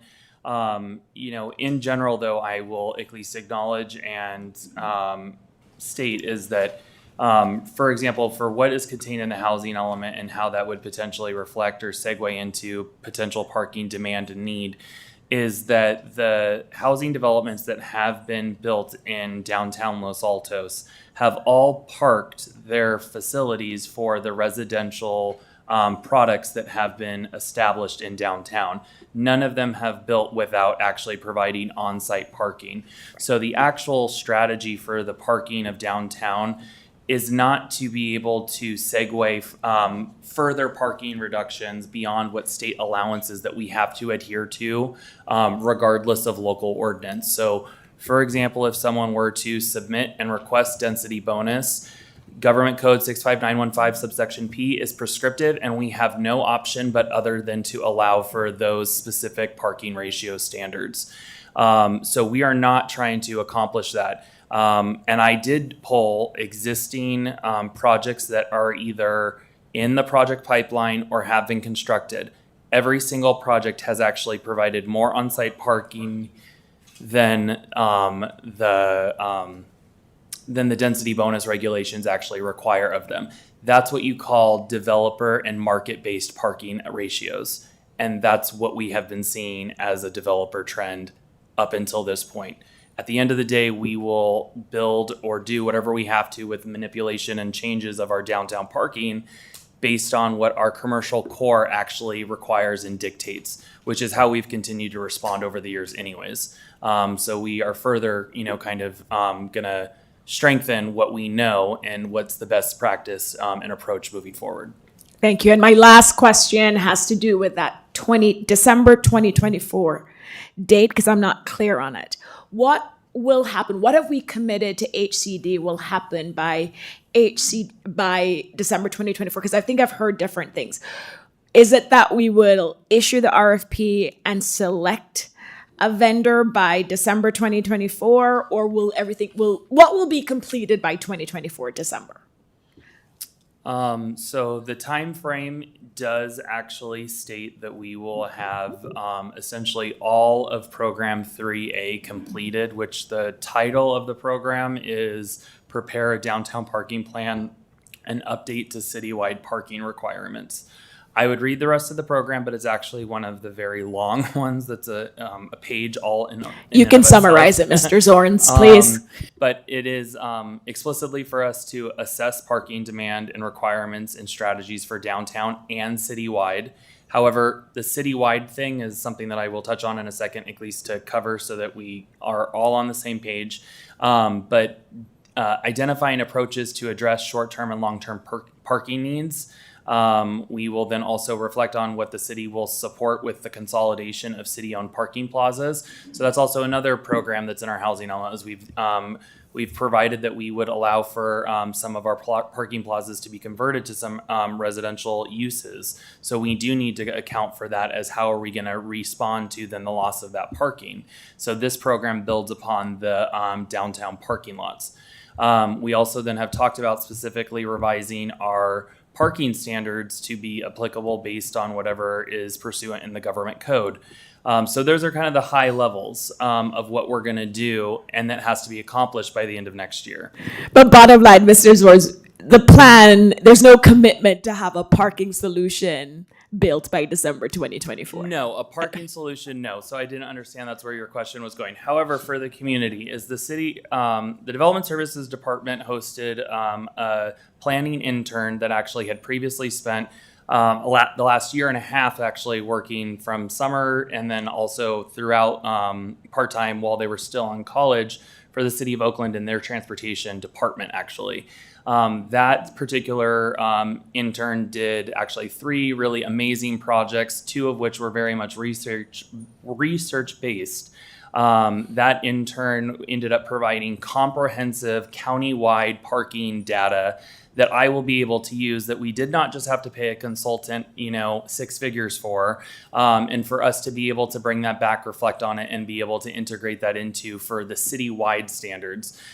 Because as we all know, about 85% of our land area is single family zoning districts. So it is actually quite simple to manipulate some of the parking standards, because we're not talking about mass zoning districts and things of that nature for commercial or mixed use. So we actually have that, and that's already been going underway. This is going to be for the comprehensive parking strategy, which is a lot more complex because we're dealing with actual parking plazas and massive lots. Thank you, Mr. Zorns. Okay, Councilmember Liang, and then I want to go, actually. Thank you. Yeah. And thank you, Director next, me next. Zorns. Because after hearing more about the scope, going out to the consultant, I'm concerned because we're going to cater more towards people who can respond to surveys online, and a good portion of our population may not have access to technology. And I want to make sure we reach out to them. We're going to have the 2 workshops available.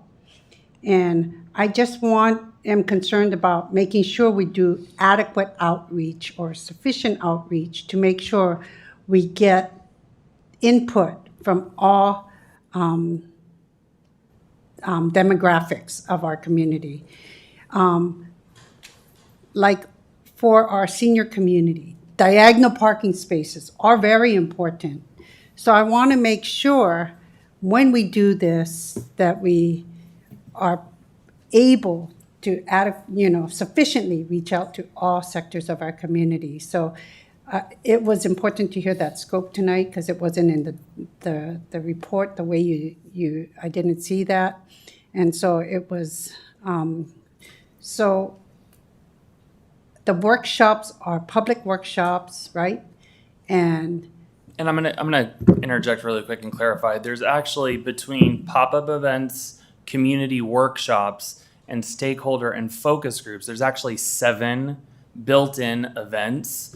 And like what I said, is this particular response to for proposals actually included the most that was actually already integrated into their proposal. The other ones were additional line items where if we wanted to add more, which obviously that's always a part of what people can do, but I didn't want to do that. We have a very active resident base. We have a very active, for all extensive purposes, outspoken community that wants to have their issues or their comments heard. So I felt that it was in the best interest of not just the program, but ultimately the downtown parking plan and what is best for our community to have upfront costs that we already know that is going to be associated with the development of this parking strategy. So having those 7 events plus then the online presence. The online presence is just an ongoing kind of tool that we can use and deploy, but by no means is that really kind of the big item for response. I mean, those 7 other events is, that's something that we can talk about at city council meetings. Again, that's something staff can supplement the consultants on, the city manager's newsletter, and things of that nature that actually inform the community that some of these events are going on. okay, I just want to make sure that as we reach out to residences, that includes our senior residential communities as well. So I just want to make sure that's included as well. Because their needs are very different.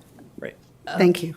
Thank you. So I'm just going to comment now because I've seen parking when I was on Planning Commission, though maybe it was when it was Planning and Transportation Commission, one of its many iterations. So I mean, I appreciate this discussion. I was impressed just in the packet with how in-depth I think the proposal is. Quite a lot of community engagement as we've been talking. I appreciate knowing more about it.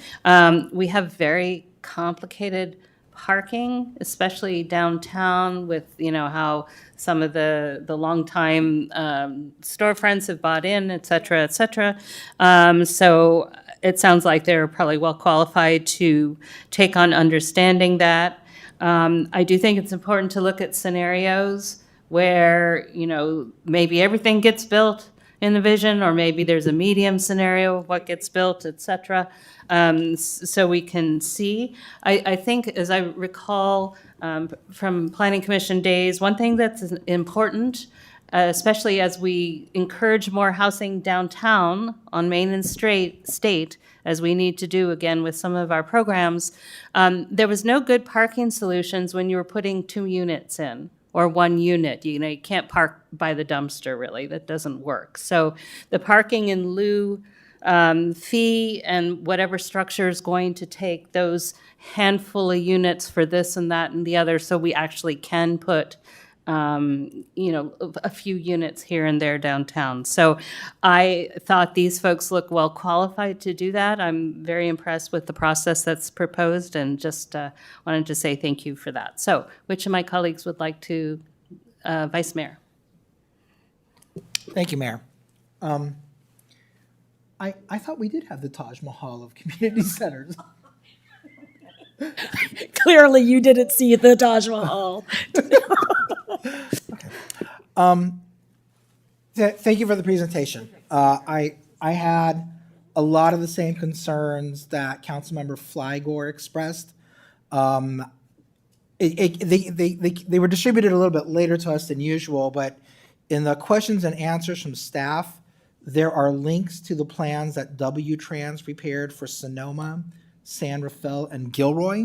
Now, that just came out to us about 3 o'clock today, so I haven't had a chance to read them too thoroughly, although I do plan to do so at some point. But in looking at those plans, I feel confident that W-Trans is qualified, well qualified, to produce a very good document. And I would encourage my colleagues and members of the public who find this project interesting to take a look at what they've done. And it didn't seem to me that these were cookie cutter plans. I think these are plans that were unique for those individual cities, as any plan for Los Altos would have to be unique for our community. My biggest concern with the project moving forward is to make sure that someone like me, who has a very clear idea of what I want parking to look like, doesn't get a hold of W-Trans outside of the public workshops and have undue influence in getting into their ear and saying, this is what we really want. I know this is what the community needs. This is how we should do it.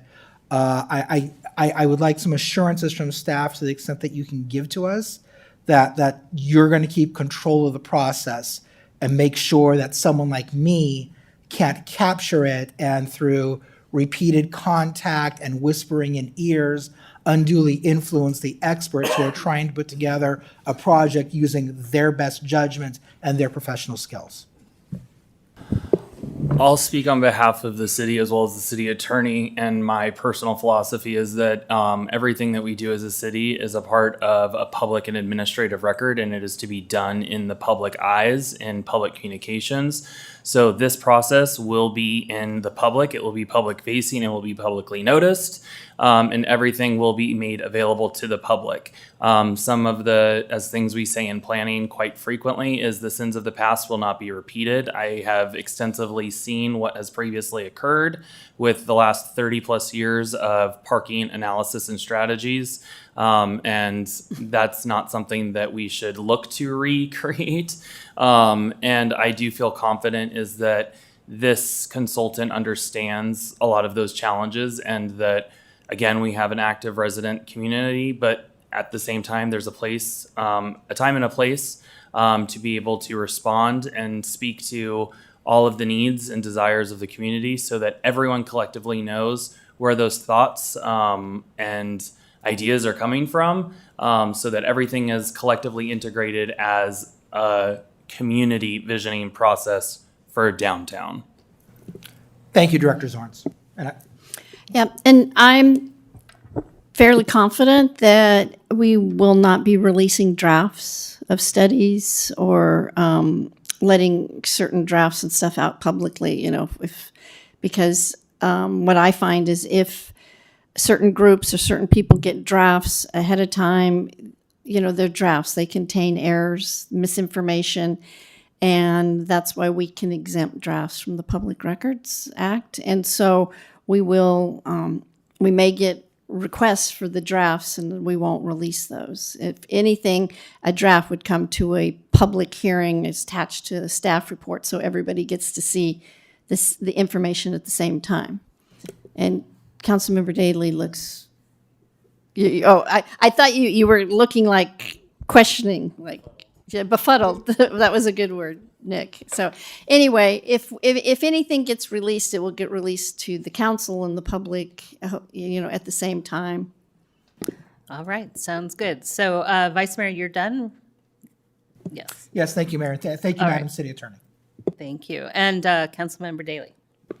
Just one quick question. Will the parking study also look at the parking here on the community center campus relative to the library and other things that we've got, sort of pertaining to parking? Not initially, no. It would only look at that if we had to explore parking stall alternatives because we have something that would need to be supplemented. So if we really result in a deficit, no. So we would have to amend their contract. So I would at least advise the council is that if that was to be something, is that you have to look at the area of land that we're factoring in for the price that they proposed.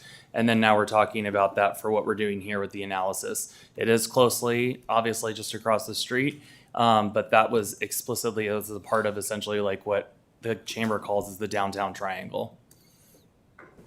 By way of follow-up, I think that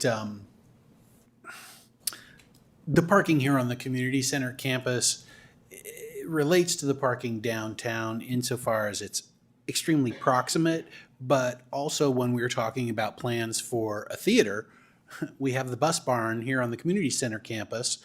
And if we build a theater, that's going to open up that space for some other use, perhaps parking, perhaps something else. I don't know. So I do think that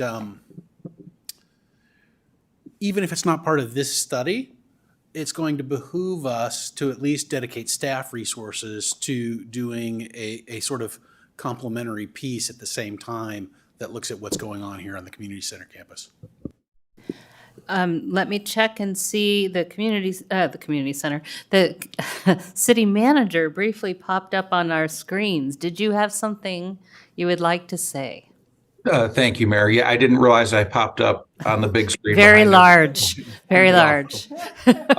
For Councilmember Daley's question, we'll be doing a parking analysis and review for the Civic Center and library area as part of the dog park creation. So it is something we're going to look at separately as a standalone, but we do understand and agree that it ties in with downtown because of proximity and current and future amenities. Thank you very much. Good to see you. All right.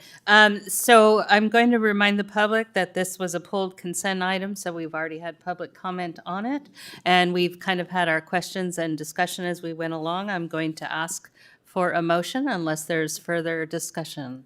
Vice Mayor, you're on a roll. All right.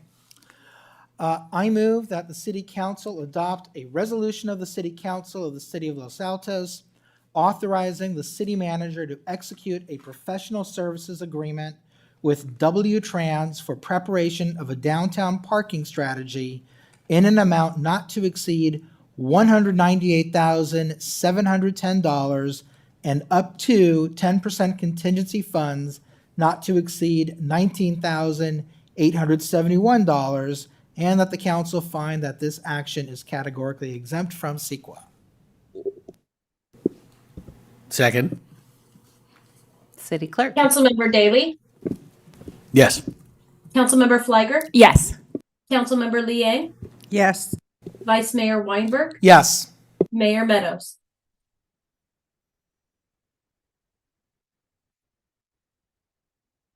Oop, that carried unanimously then.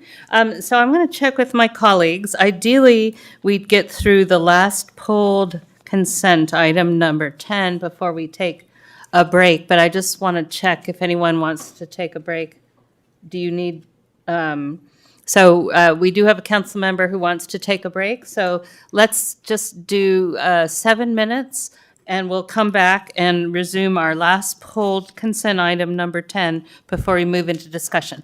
I do want to also point out, in case any audience members came in late, I do want to point out that number 18 is informational items only, tentative council calendar and housing element update calendar. That is not a discussion item for council, and it's not an item on which we take public comment. So we took that on comments not on the agenda earlier, but if you're here for number 18, it's not really happening. So with that, we'll take 7-minute break. Thank you.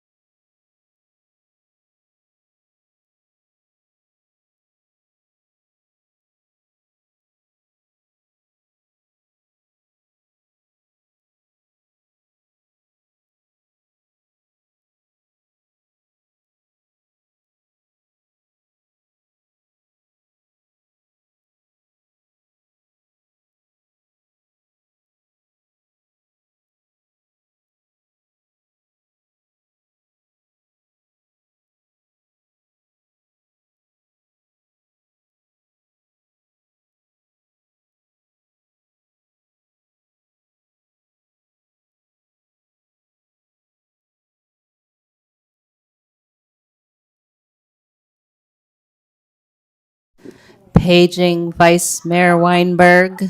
Paging Vice Mayor.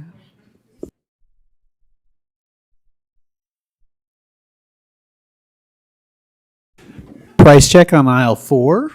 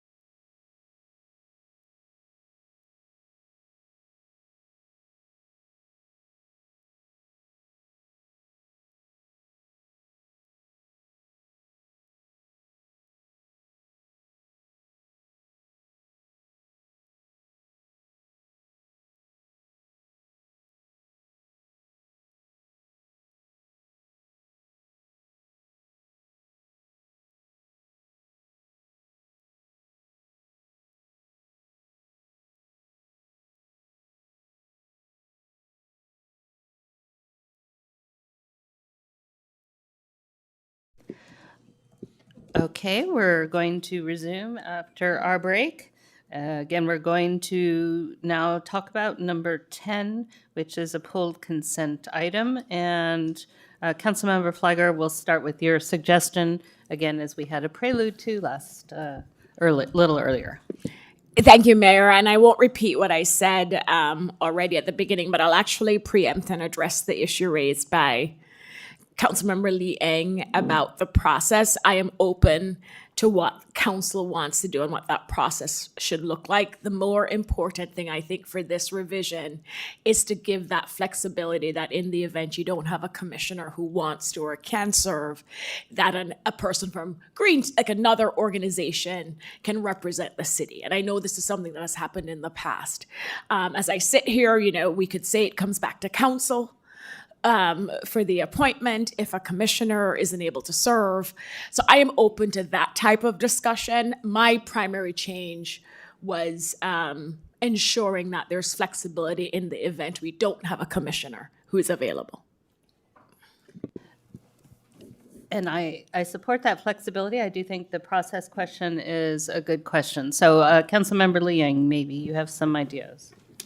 Can you name a time where we did not have a commissioner that this has been problematic? I don't recall. That's the reason why I'm asking. So the VTA did not have a commissioner serving. And so we had to have a non-commissioner serve. It was vacant. And then they had a non-commissioner until a commissioner joined the Complete Streets Commission and was willing to do it. I think I recall it was always a Complete Streets Commissioner that stepped up. So there was an interim where we didn't have a commissioner to do it.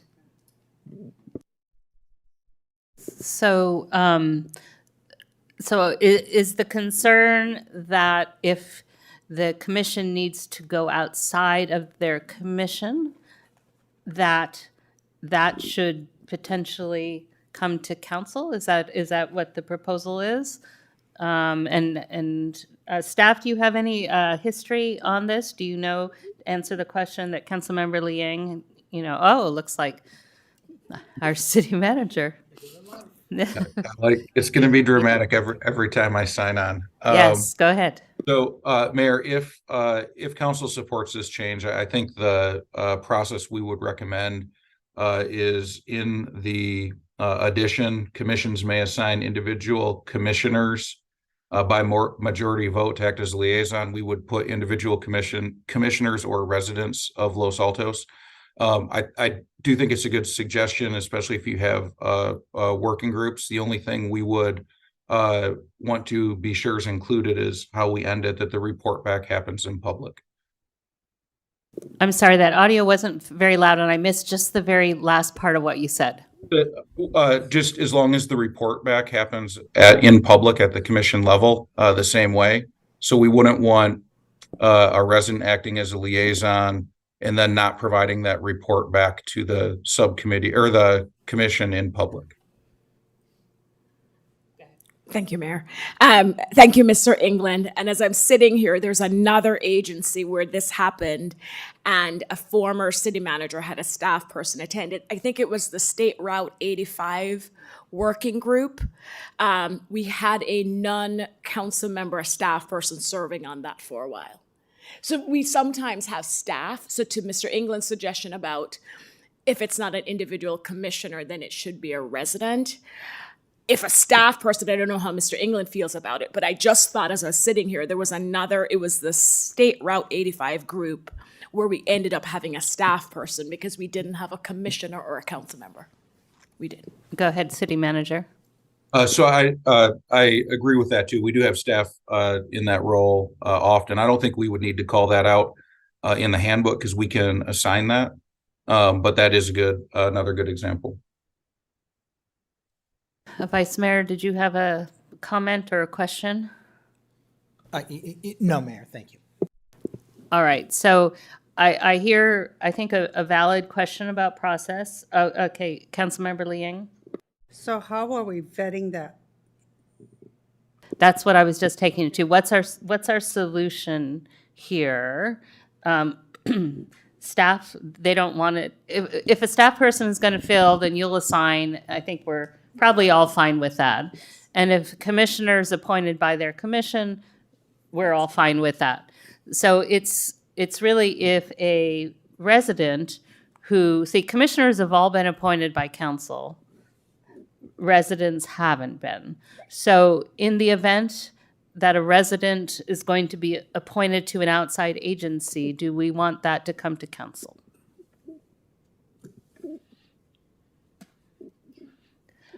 I could support that too. So I think what we're saying, if there's a non-commissioner, non-staff person, then we would like a resident who's being proposed to serve on an outside agency or whatever all the terms are we use in that.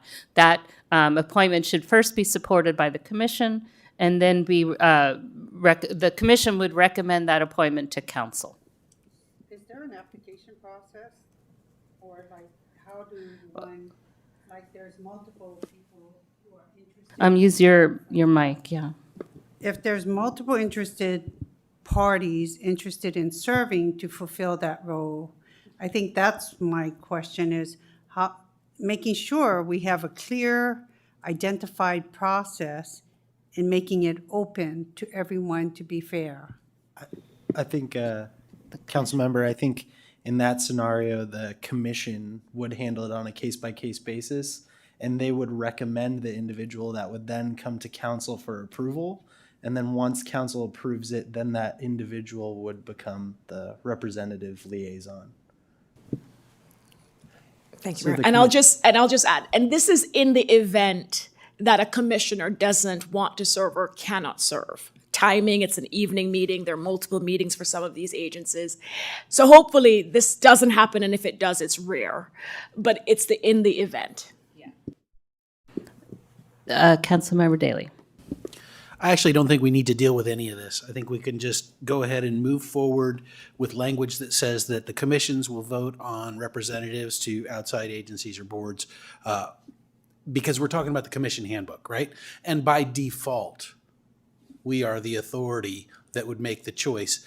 If something doesn't, if there's a scenario that's not covered by what we state in the commission handbook, if we need to make a corner case for something, it's by default, it's on us. So I don't know that we need to add language into the commission handbook to describe a process that is an extra commission process, so to speak, outside of what's being handled by the commission. I agree. Only if we're not giving it to the commission. So bear in mind, when I first proposed it, it belonged in the commission handbook because what I was suggesting was to have the commission appoint a commissioner or a non-commissioner. If we are looking at the council having the authority, then I agree with you. That is a different process. So right now, the council doesn't have the authority over commissioners or staff. And the way this is written, correct? This is the issue that's being brought up because the commission can decide. What we are talking about is the edge case where we wouldn't be aware of it, and we've appointed all commissioners, and staff are hired by city manager. So what we're saying is, if there's an edge case where the commission or a commissioner or a staff member is not going to fill this role in this outside agency, the commission needs to recommend that resident to council. And I would support that. And that's just one sentence. We could just add that sentence. Yeah, so I would support that because it's actually, what you're saying is what we're trying to correct.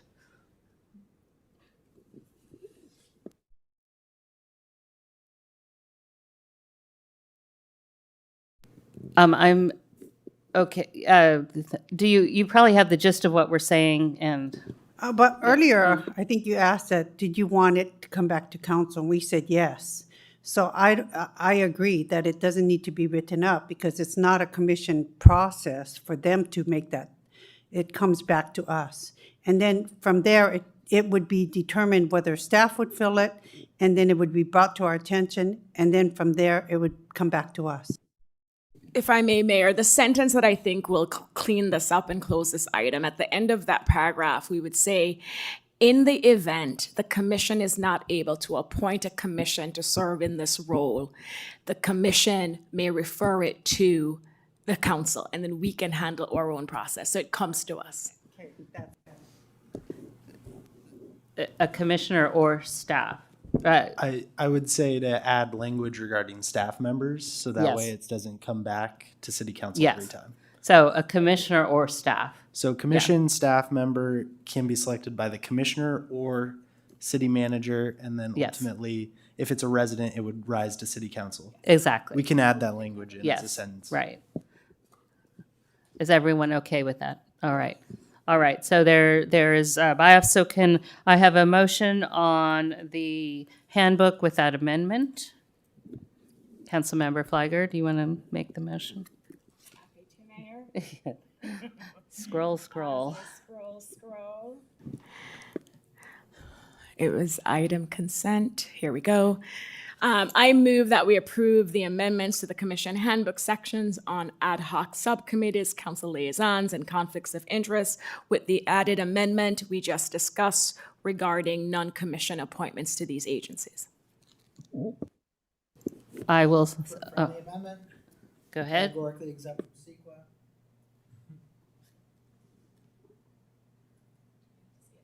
I don't think so. Yeah. don't Do we have to say that for the No. commission handbook? No, not from CEQA. But yeah, but I did have a friendly amendment. The other amendments that were. Wait, let's solve this one and then we'll come to you. No, you don't need Yeah. to add the sequel. It does, yeah, it doesn't say that. Okay, Councilmember Liang, your friendly So, amendment? all the other changes that the staff made to correct that we brought to that also is included. So I just want to Yeah, make sure. it's, Okay. it's the amendments as proposed with the As well, addition. today. Yes. Okay, Yeah, yeah, second. Okay. City Clerk. Councilmember Daley, Yes, can't hear you very well, by the way. Councilmember Fliker, Yes. Councilmember Lee Eng, Yes. Vice Mayor Weinberg, Yes. Mayor Meadows. Yes. Motion carried. All right, so we have finished a couple discussion items and all our consents. So now we're going to move forward to discussion item number 14, to discuss a Public Arts Commission recommendation. And who will be the, yes, Mr. Maginot. Thank you, Madam Mayor. I have a couple of slides that I'll just share really quickly, which I know is a surprise.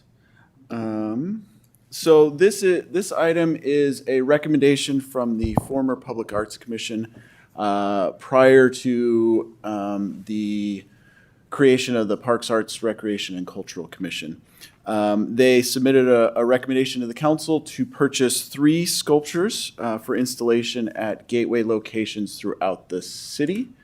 The sculptures are there on the left. It would be the same sculpture located at the 3 locations that are identified on the map on the right. One at Grant and Arboretum, one at Covington and Riverside, and the other on Main Street between Foothill Expressway and First Street. Each sculpture is about $20,000 to $25,000 for the sculpture.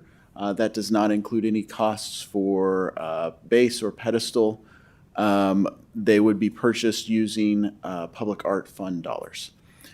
These are different than the traditional granite marker, which are located at various entry points to the city, as shown on the map on the right. And with that, I'll turn it over for council questions.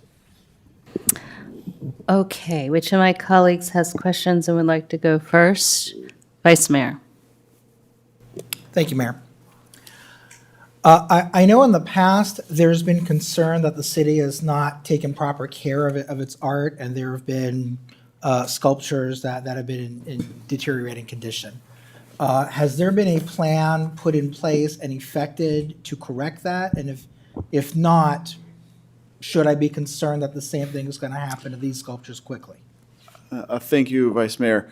And I will speak to what happened with the former Public Arts Commission as I was liaison then. I'm not currently the liaison to the Parks, Arts, Recreation, and Cultural, or PARC. Prior to that, the commission had done some work on identifying those sculptures which were in need of maintenance, established a handful of sculptures that were needed immediate maintenance and took action to get those restored. And also looked at, okay, what is a good frequency for maintaining the sculptures? With the transition to the park, I'm not sure if that's still something that they are working on developing. Is that it, Vice Mayor, for you? Okay. Questions? No questions, Mayor. I was the liaison for that commission. Oh, okay. So I All don't right. have any questions. Okay. I have a few questions. So are the 3 locations defined officially, whatever that means, as gateways to the city? Madam Mayor, I don't believe that there is an official definition of what is a gateway to the city. I think it's open to interpretation. The commission has identified those as gateways. Okay, thank you. And did anyone ask that we look at supplementing our current gateway theme or add more? I mean, why are we looking at adding different gateway things than our current gateway themed installations? So I don't want to speak for the commission. I do believe that there are a couple of commissioners on the Zoom call. I think one of them may even have their hand raised. Okay. But the commission was interested in something different than the current granite markers that we have. Okay. That's all my questions, I think. Any questions down here? No. All right, so we're going to open this up for public comment. And so if you're online, I do see one hand. Raise your hands if you're online. We have one speaker card here. Eric Steinley.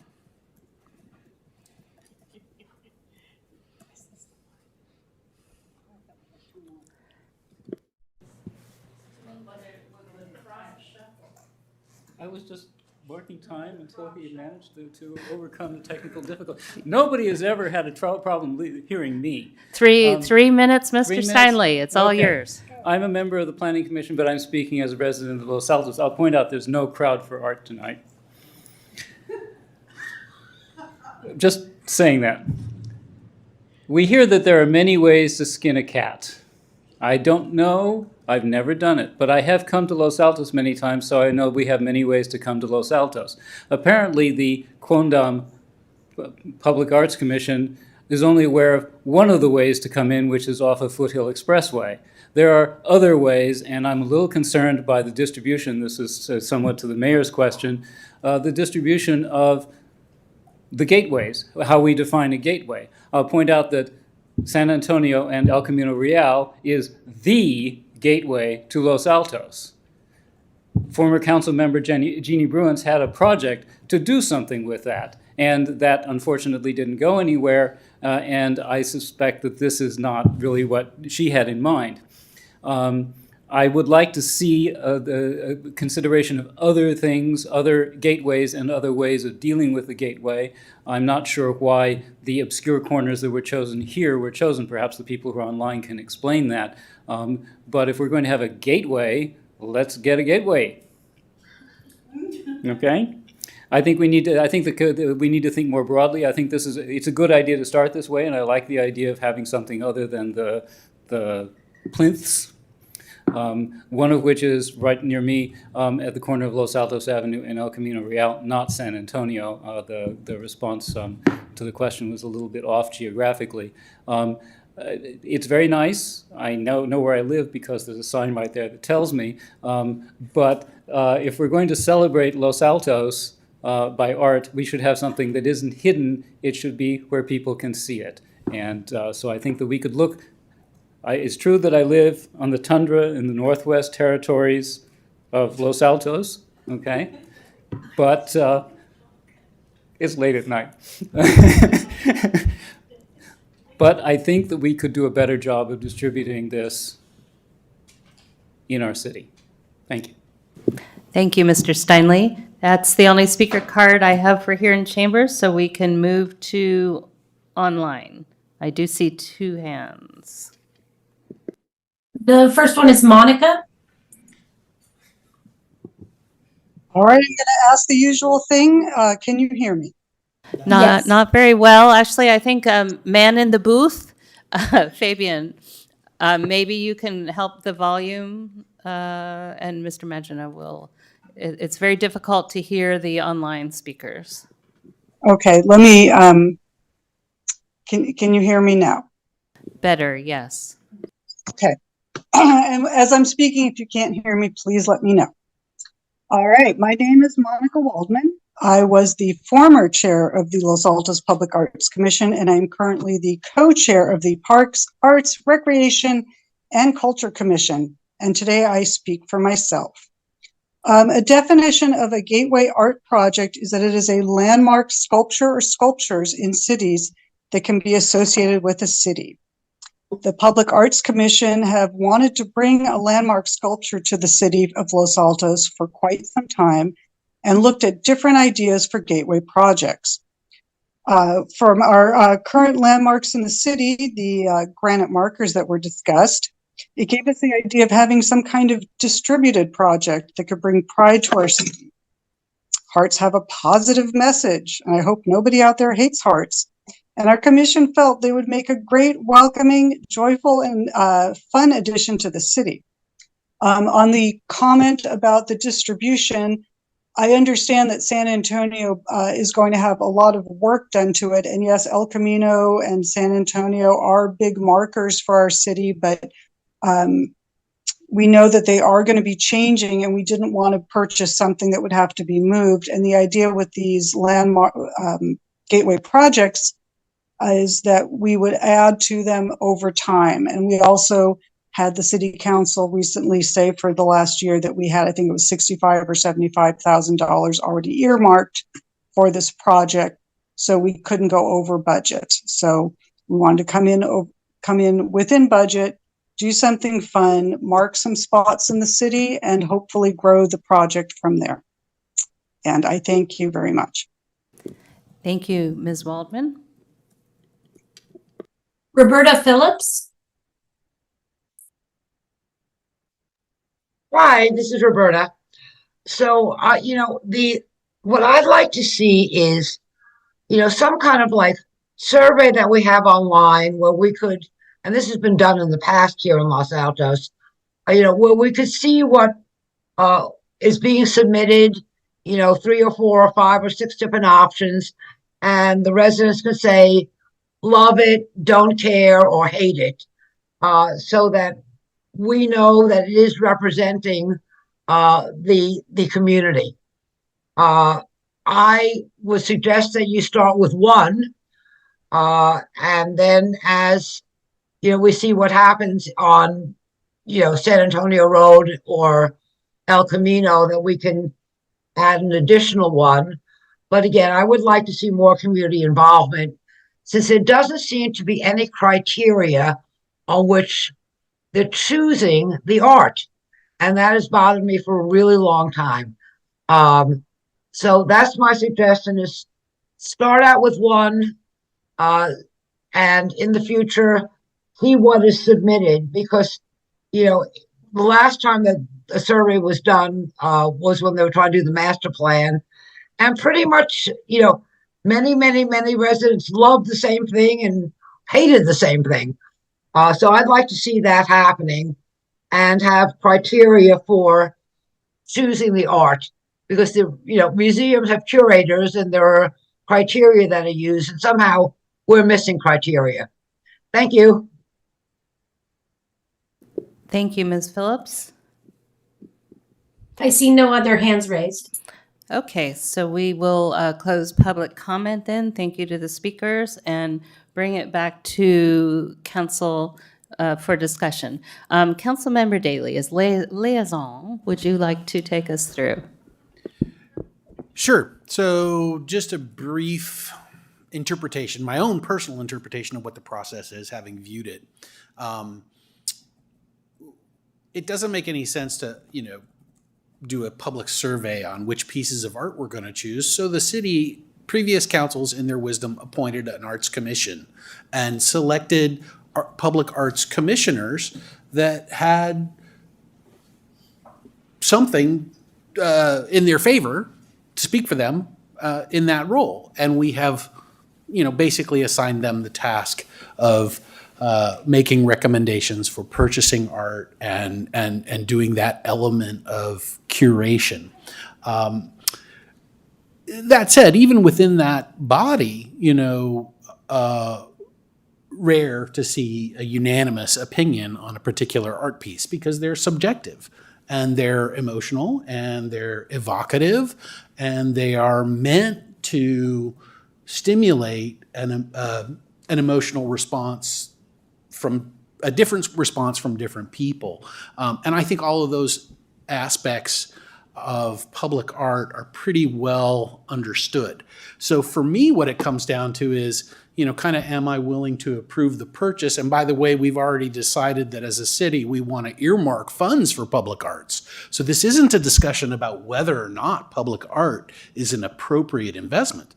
This is simply a discussion about whether or not we want to buy 3 copies of a particular piece and place them at 3 different locations. My personal preference is not to buy 3 of the exact same thing.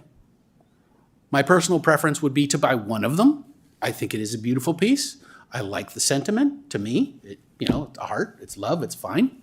I like that. As far as the distribution goes, that particular location in South Los Altos is under-resourced by our city.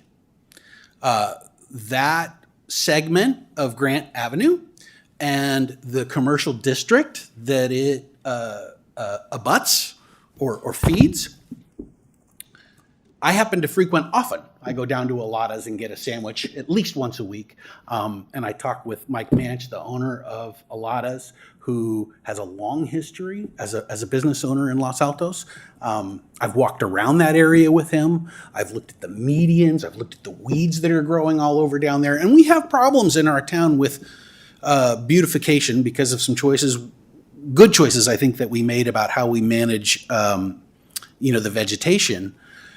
And that's a separate problem that we're not talking about here. But I think we should do something to make that area of South Los Altos, one, more attractive, and two, just out of fairness and equity. I would prioritize that location over the other two. So that's what I have to say tonight about that. Thank you. Councilmember Daley? I mean, I'm happy to go. Vice Mayor, go ahead. Thank you, Mayor. I'm not going to be able to support the proposal as it's presented to us right now, and I'll explain why. Although some of the things that Councilmember Daley said really resonate. First and foremost, I am concerned about buying new sculptures when we are not proving that we can take care of the sculptures that we have. And I am not saying that I don't want to have sculptures. I do want to have sculptures. I do want to have more art. I wanted to take care of what we already have. I don't know if the sculpture in Lincoln Park that was really in a bad state of repair has been fixed yet, but that if it has not been done, it's a sign that the city has not yet properly prioritized taking care of the assets that we have. So that's number one on my list, even though it's probably not the most important. I think the mayor's point is valid, and Mr. Steinley made the similar point that the proposed locations are really not gateways. For the purposes of this presentation, of this agenda item, I'm willing to look beyond the label of entryway into the city. What's more important to me is looking, especially at the satellite photos. There are two islands in busy intersections and one bulb out also at a busy intersection that are proposed to have these pieces of art placed. Without having the Complete Streets Commission, hopefully, but at the very least, an opinion from the city's transportation department about whether those locations could hinder the view of cyclists and motorists, I would be really leery. I'm hesitant and I'm not willing to to give a green light to putting art in those locations. I think we really do need to get more information from the Complete Streets Commission, have them weigh in, and from the Transportation Department about whether those locations pose a danger if there's a 5-foot by 5-foot sculpture placed there. I went to the artist's website to take a look at some of the other works that the artist has prepared, and I think the artist is wonderful personally. Now that is subjective, and I think that the sculptures on his website are really very inspiring. But I saw at least 21 or 22 other placements of the same sculpture. They weren't all the same color, although many of them were. But it struck me that this is not a unique work of art. This is, I wouldn't go so far as to call it cookie cutter. I don't think that's fair. But I suspect that there's far more than 22 versions of this particular sculpture placed in communities throughout the country. And if we're going to invest in artwork for the city of Los Altos, I think that we should strive to have something that is unique, or at least more unique. We are not a cookie cutter community. I truly believe that. And I don't want to have the city defined by a piece of art that can be found throughout the rest of the country. And finally, on the last question of whether the piece is appropriate, I think that art should be challenging. And there is art that has gone up in the city that I personally did not like. I didn't like the sculpture that went up for a few years at the corner of El Monte and Springer. And I remember when we talked about it at the Parks and Rec Commission. But I voted in favor of putting it in there to the extent that we had to say. because the Arts Commission had recommended it, and I thought that it was something that was challenging, that was a little bit disturbing on some levels, and that's okay. And I heard people talk about it. People talk to me about it. I've overheard other conversations about art in this city and in other places that isn't necessarily feel-good art, but is more challenging in other ways. So I would not limit the city, and I would encourage our commissions not to just focus on something that's going to make us feel good, and art does make us feel good. But think about something that's unique for Los Altos, and personally, I wouldn't be afraid to be a little more challenging in the selection of pieces of art. But ultimately, the biggest concern that I have is I'm afraid that we're not taking care of the sculptures that we do have, and I'm also concerned that the proposed placement could cause a danger to motorists and cyclists. Thank you. Thank you, Vice Mayor. Go ahead, Councilmember Flagger. Thank you, Mayor. I came in to the meeting on this item with no strong opinion, to be honest, on this agenda item, and as open to hearing from the Public Arts Commissioners, formerly known as Public Arts Commission, and why they selected this piece and what it represented. Based on this discussion, where I am is, and again, I am not an art expert. I think we created the Public Arts Commission to give deference to them, to recommend pieces. As one of the public speakers said, we haven't developed specific criteria. And so we really need to defer to them on the art pieces, and we don't want to start micromanaging, no, not this piece, maybe another piece. On the other hand, I really appreciated what Councilmember Daley said, and I think, if there's majority support for it, I could support doing one in the location that Councilmember Daley recommended. These aren't cheap pieces, and I imagine if they were custom made, they would even be more expensive. But I could support one piece, not three, for the reasons that have been stated. And in I like the location that Councilmember Daley suggested, and I do think the two concerns the Vice Mayor raised, staff should take note and follow up, which are: one, we should ensure that we're taking care of and maintaining our existing sculptures. I don't think we should put this on hold because we have failed in that capacity, but I do think it's something that staff needs to follow up on and look into and let us know that that's being handled.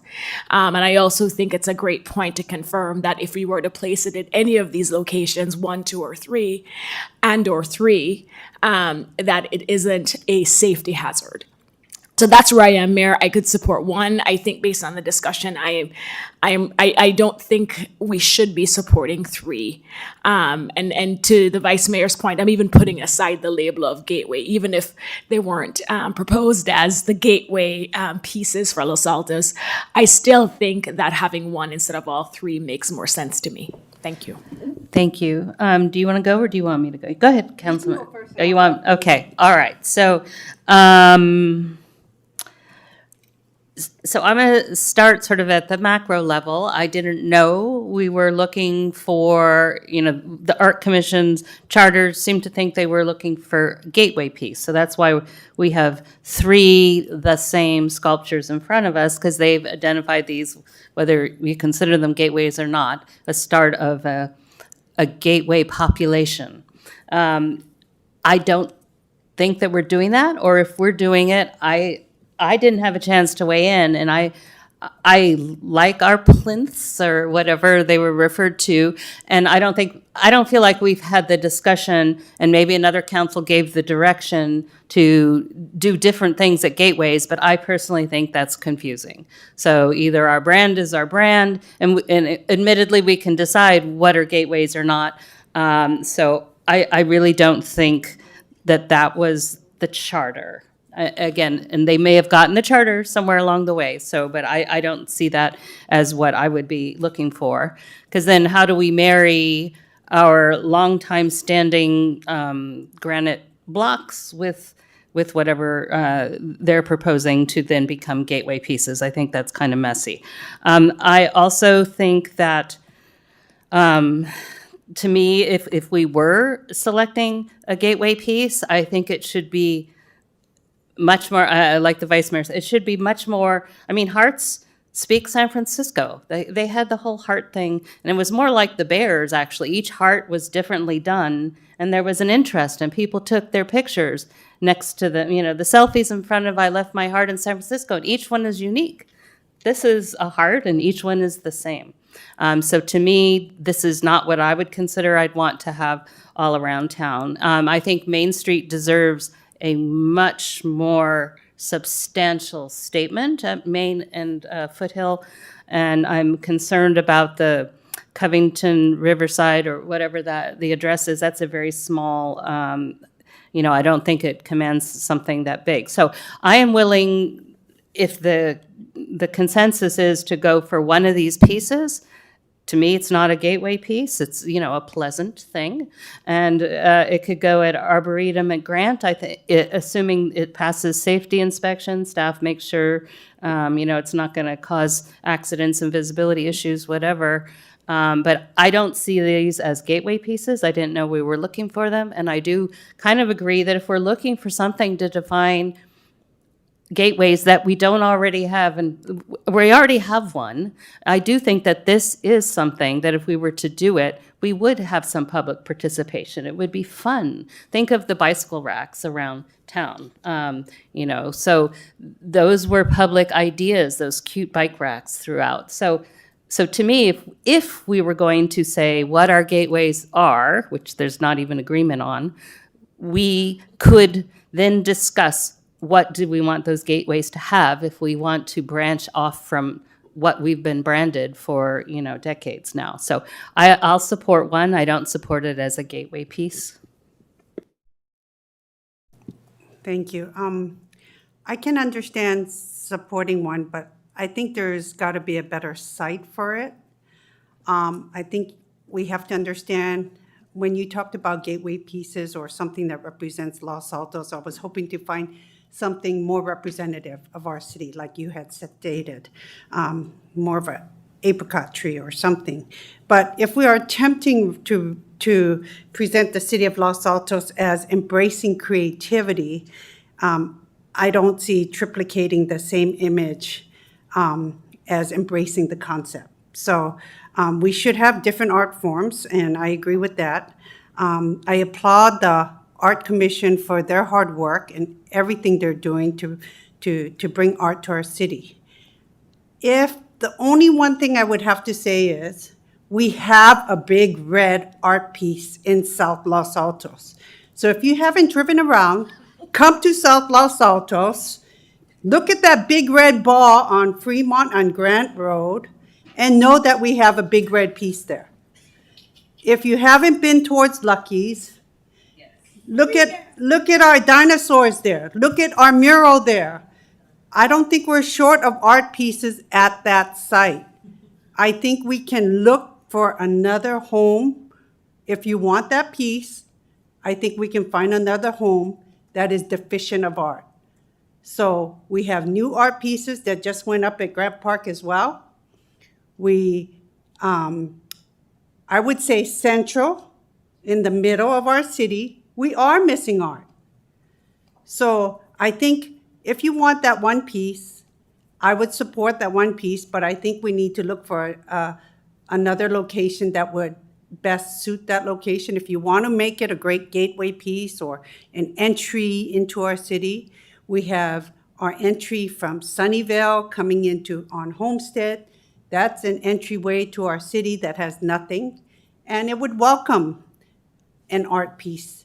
But we got to look at how we would place it or where we would place it, or at Foothill Shopping Center or Loyola Corners. I can understand that.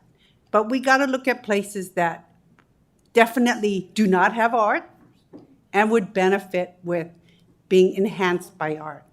So I would look around Loyola Corners, like as you get off of Foothill and look at, I think it would welcome a piece there, or so I can understand, wanting to move slowly. And I think sometimes as well, public input and public engagement is good because it really speaks to a community that says, hey, we really think this is nice.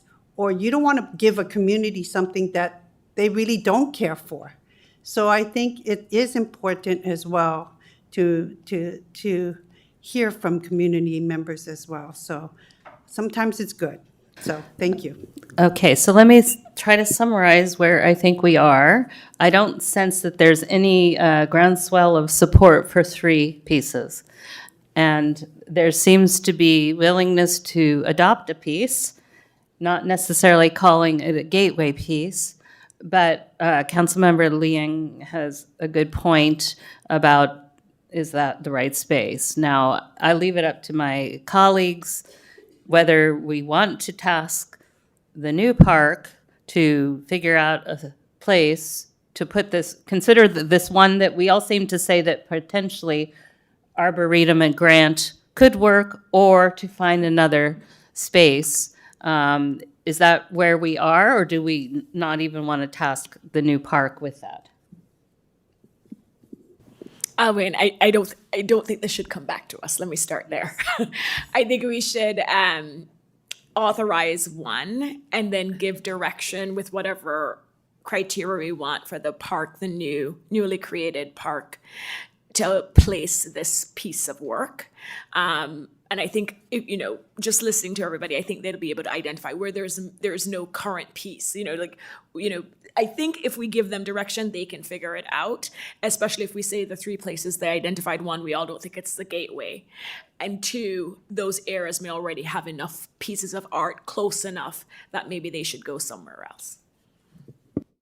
Okay, and I would keep it as simple as that. I don't want them to start down a whole gateway project without us deciding we want them to tackle a whole gateway project. There's plenty of things for them to work on. So, Councilmember Daley, would you be amenable to what I think I'm hearing, which is send to the new park one of these and say, find a good place for it?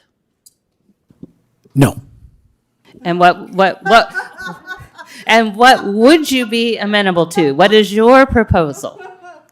Let's buy one and put it at Grant, and let's pick a location, even if that's not the location we choose, right? And here's why I don't think we should task a commission with picking a location and say, don't bring it back to us simply because we feel like we've got a lot of stuff already on our plates.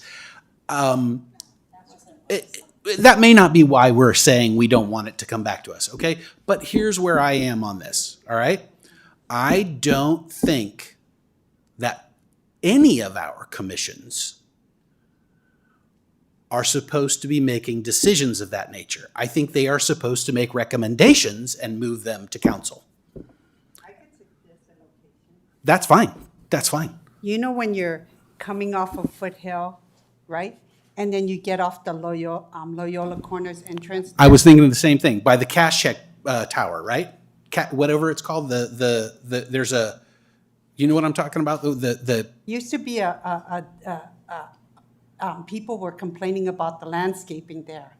And right when you get off Loyola Corners, when you're getting off Foothill going north and you take the off-ramp to Loyola Corners and you're at the stoplight on A Street or and else whatever. Loyola Corners going south and right across there. We're designing from the dais. That's, You know yeah, what- this you is know what where- I'm yeah, saying? Yeah, so. Okay, so- that area. So we're either giving direction to the new park to consider this one spot or find a better one, or we're just saying no to all 3 of them, is what, I think I'm hearing, so.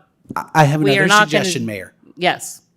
Why don't we simply take a vote on whether we want to buy one piece, and then we ask staff to come back to us with a couple of alternative locations. And Park can weigh in on what those recommendations are, but I don't think that we can put the decision on location on any other body. Yeah, I just think it's we're the good. ones that are supposed to I'm decide. okay with it coming back. Okay, so I'm okay with staff, it coming you back. got one red heart to work with and a whole city to find a place to stick it. Make the motion, I'll second it. Mayor, I just want to clarify that to date, and maybe we're changing how we do things, to date, the Public Arts Commission has done this.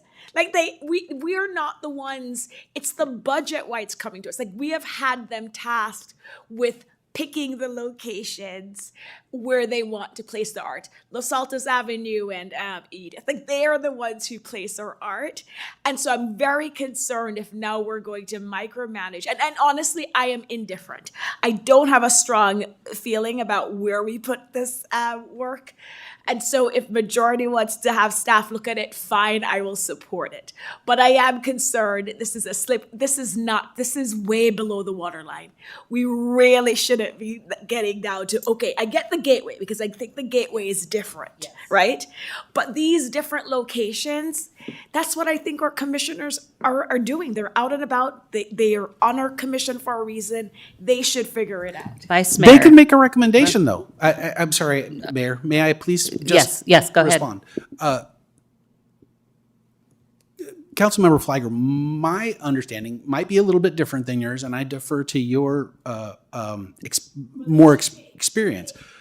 But what I have seen in the past is that what you characterize as them choosing the location is exactly what happened tonight. They gave us a location and a piece of art, and they said, buy it and put it here. And as a council, previous councils, what have you, said yes or no, right? Tonight, we're not doing that. We're not taking the location that they recommended and saying yes. We're taking a piece of art that they recommended and potentially saying yes to one, not three, and therefore the recommendation of 3 locations is insufficient to place that one piece of art. And so we would, again, I don't think that we have asked the commission to make a decision.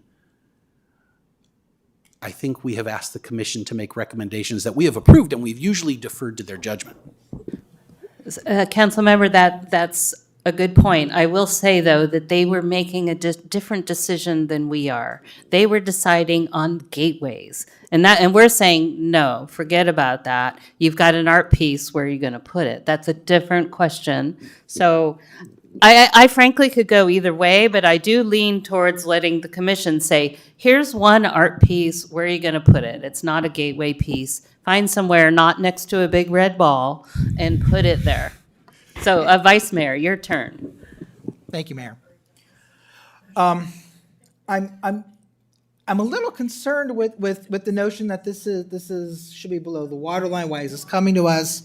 I mean, we have commissions and we task commissions with certain projects, and the former Public Arts Commission was tasked with finding locations for more gateway art and working with that. And I think that the mayor's point at the beginning was salient. We have an obligation to consider recommendations that come from all of our commissions, especially when we have tasked them with a certain job. And even though we could say that perhaps some of the recommendations might be more consequential than others, when the council has given a commission a task and the commission follows through on that task, we do have an obligation to consider the merits of the recommendation that has been made to us. And that's why when the mayor started this discussion with a question of why in the world were these considered gateways, I thought it was a reasonable point. Because what we're considering doing now is something very different from what the Public Arts Commission was tasked with, and frankly, what's been agendized. And I don't really care if we're going off from what's being agendized. It sounds like the city attorney doesn't have a problem with it, so I don't have a problem with it. But what has been presented to us, I think is, I want to say objectively, I guess it is subjective, but it certainly sounds like that there's at least 2 of us, the mayor and myself, who believes that these locations are not gateways. And I suspect that there's probably at least a third, if not more, council members who We consider all, that. yeah, we all. But putting that aside, then the next question is, do we want to buy a heart? I don't want to buy a heart. I think that there's too many.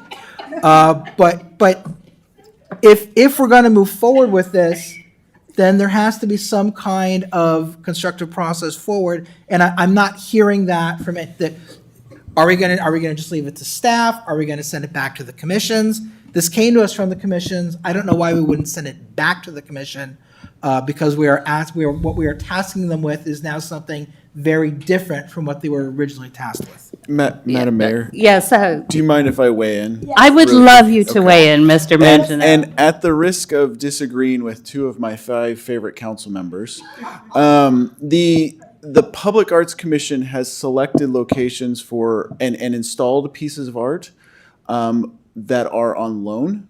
Those are temporary and eventually go away. Pieces that are to be purchased or permanent installations, they make recommendations to the council on the locations, and the council approves that. I mentioned earlier I'm no longer the liaison to the commission, but if I were, I don't know that I would feel comfortable staff recommending locations or proposing locations for sculptures. And I would think that staff would seek input from the Park Commission prior to any sort of recommendation. Thank you very much. That's helpful. So what I would propose is to knock gateway, strike through, these are not gateway pieces. And we've redefined the task. It's not about gateways. That's a bigger question, and I apologize. I'm sure they got the direction from somewhere, and we've just turned it topsy-turvy. So I know that must be frustrating for the commission. So we have a piece of art. I think we're inclined to buy one because we don't want to throw all 3 out. And so now I think, based on the conversations we just had, we would ask the Public Arts, the new park, to take one heart sculpture and figure out a place in cooperation with staff where it doesn't create safety hazards, nor is it next to other art, particularly that looks similar to it. So can we agree on that direction? I'm sensing, and Councilmember Just to Liang, clarify, yes, go ahead. And areas where is deficient of art. Exactly, yes. Like you have an area Yes. that already has 2 other things going. Yes. It's kind of busy. but Exactly. You know what I mean? All right. So does that sound like, do we need a motion or is direction?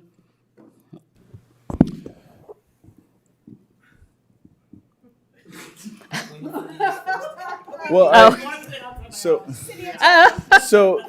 the only reason I was hesitating was we could do a motion to approve the purchase of the one piece with the direction to come back with a final location, or if you want to just give the direction, you could do that as well. Well, and he said it is actually usual practice for paid, this is how we ended up with the ferry downtown. The lady with the wings and nothing else on. I never understood the all-female council approving that. Yes, Assistance League ferry. Anyway, sorry, I digress. Yeah.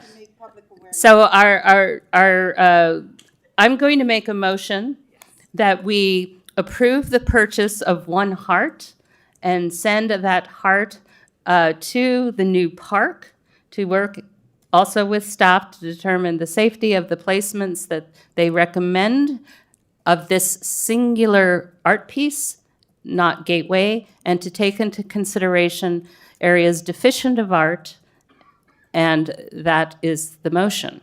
Do I have a second? Second. Thank you. City Clerk? Councilmember Daley. Yes. Councilmember Fliger. Yes. Councilmember Liang. Yes. Vice Mayor Weinberg. No. Mayor Meadows. Yes. Motion carries 4-1 with Vice Mayor Weinberg opposed. Okay, thank you very much. You want all 3 of them, right? No, sorry. I want us to take care of the toys that we have Yeah. before we buy new ones. That's what Yes. I tell my kids. Well, and that is an excellent point. I support that too. Okay, so moving on, item number 14, we have commission interviews coming up, and thank you for the zealous promotion. We appear to have 43 applicants. So we have a proposed interview process in front of us for next Tuesday as a special meeting. And we are going to discuss what we think of this proposed process. So I will, this is an item that we will take public comment on, so let's start with questions. If any of my colleagues have questions, if not, we'll go straight to public comment and then discuss. Councilmember Flagger. Thank you, Mayor. My question has to do with the 5 minutes. Is the 5 minutes solely for the 3 questions that we're going to give to them ahead of time, or are the 5 minutes proposed also include questions we may ask?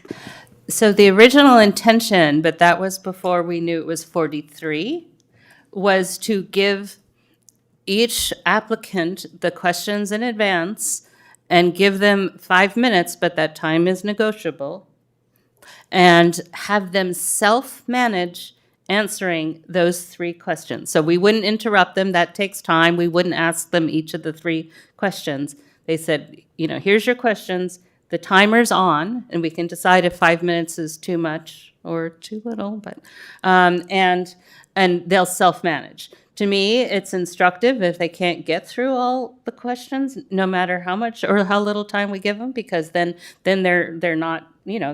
To me, that's interesting data as well. So that was the intent, and then we'd have time afterwards if a council member felt compelled to ask different questions or clarification questions. Okay, so the 5 minutes are for the questions they'll get ahead of time. Yes.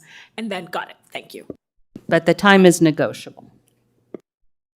Other questions from my colleagues before we go to public comment? Councilmember Liang. I hope we can talk about this and decide tonight what we feel is appropriate and negotiate it tonight. Okay, when you say negotiate it, it's not negotiating it that night. No, You know, it's now. on the dais. We're deciding Okay. the process tonight. Okay, so, great, yes. because I definitely think that's too long. Yeah, good. Okay, I'm glad to hear it. So we'll, I think we're going to go ahead and open up with public comment. I don't have any speaker cards from anyone in the audience. So City Clerk, are there any folks online with their hands raised? I see no hands raised.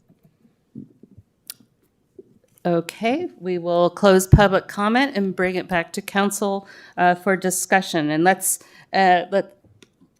see. So as I said, there's 43 applicants. I think it's worth noting before we begin discussing that at the end of each group of commissions interviews, so Complete Streets is listed first. It doesn't mean we have to do it first, but whatever.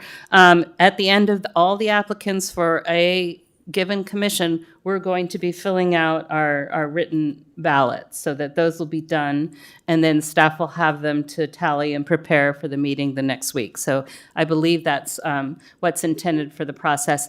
I don't know if City Manager or Mr. Carnesecca, am I doing okay? Have I missed anything? Do you want to add before we?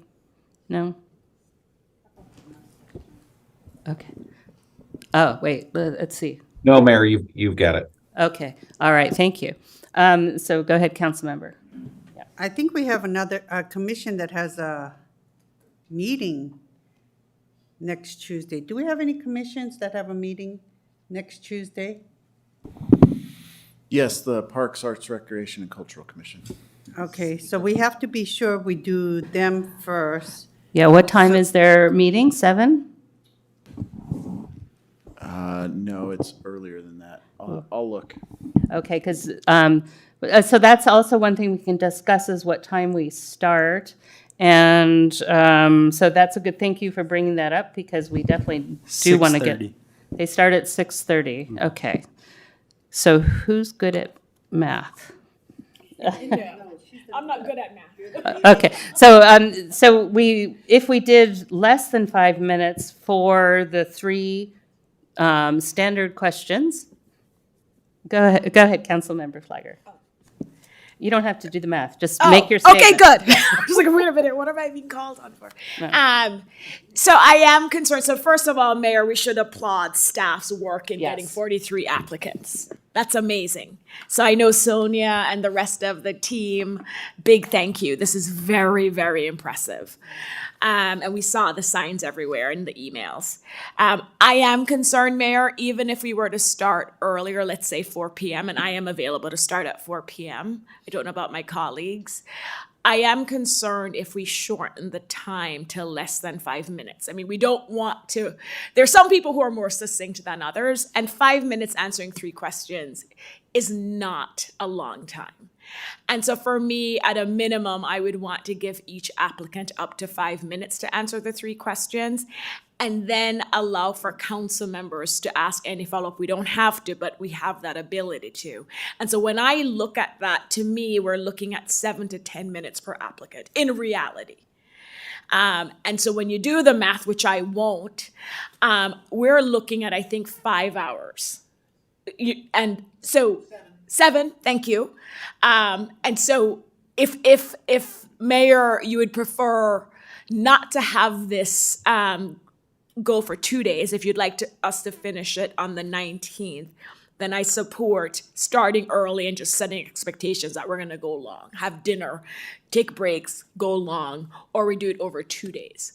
But I really think if you do the math, realistically, because you're going to have questions and then you're going to have breaks, and someone may ask, the applicant may not follow the rules specifically and then ask a follow-up question to us, and I can just seeing it really spilling over to 7 to 10 minutes. So 7 hours from 4 p.m. or 2 days. Okay, actually, I did the math before the meeting. I just forgot. So 5 minutes for 43 people is 3.6 hours plus, you know, if there's questions. I really don't see why. Well, you know, if there's additional questions, I do not think that we have to ask each and every candidate additional questions. So if it was 4 minutes, that's 2.9 hours. 3 minutes is 2.2.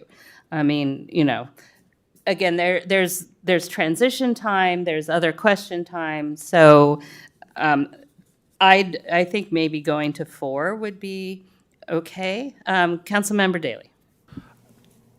I doubt if staff can answer this question off the top of their head, but I suspect that a large number of those commissioners are reappointments. And so those commissioners are pretty well known to us already, and hopefully their interview would be shorter than somebody who's new to the process that we don't know yet. So hopefully that's, another avenue of time saving. I want to point out some of what's driving the timing is that these commissioners, those who are terming out and the spaces we're trying to fill are really for the October meetings. And so the newly appointed, we really want to stick with, and here's what's driving the schedule, we really want to stick with newly appointed commissioners being sworn in at our council meeting on October 10th, and then outgoing commissioners being honored on that same date. So October 10th being the big honoring date. But the meeting in front of October 10th is September 26th, and so we want to be able to finalize our appointments on September 26th. So that's really what's driving it, and I think that schedule makes sense. I guess, I don't know, so the first sort of simple question in terms of timing is everyone, and I think the answer is no, but I'm going to ask the question anyway. Would anyone be available to start at 4 p.m.? Probably not. Probably not. Yes, that's fine. I have a mediation Yeah. on the 19th, which is starting at 10. It could take 2 hours. It could take 20 hours. Wow. Given what I know about the case and the parties and the issues, I think there is a reasonable chance, as an optimist, that I could be here by 5. I think it would be a challenge for me to get here by 4. I mean, that means I have to leave my office certainly no later than 3:15, 3:30. And that seems unlikely as part of a mediation that I would be able to do that. To the extent that I have to arrive late, obviously I will listen to the audio when I'm commuting to get here. But I think out of fairness, for any of the commissions, for which I am not able to participate in all of the candidates' interviews, I think that out of fairness, I should not vote on candidates to fill vacant seats on those commissions. Yeah, and we really want, I think, all of us to be involved. Councilmember, what was that? I don't have anything to say, to add right now. Oh, I just hadn't heard your response if you're available, but it doesn't really matter. So, 'cause- sorry. Okay, yeah. I will okay. be available whenever my colleagues are. Okay, Councilmember Flagger. Thank you, Mayor. So I am available at 4 and actually blocked it as soon as I realized it may be happening on the 19th.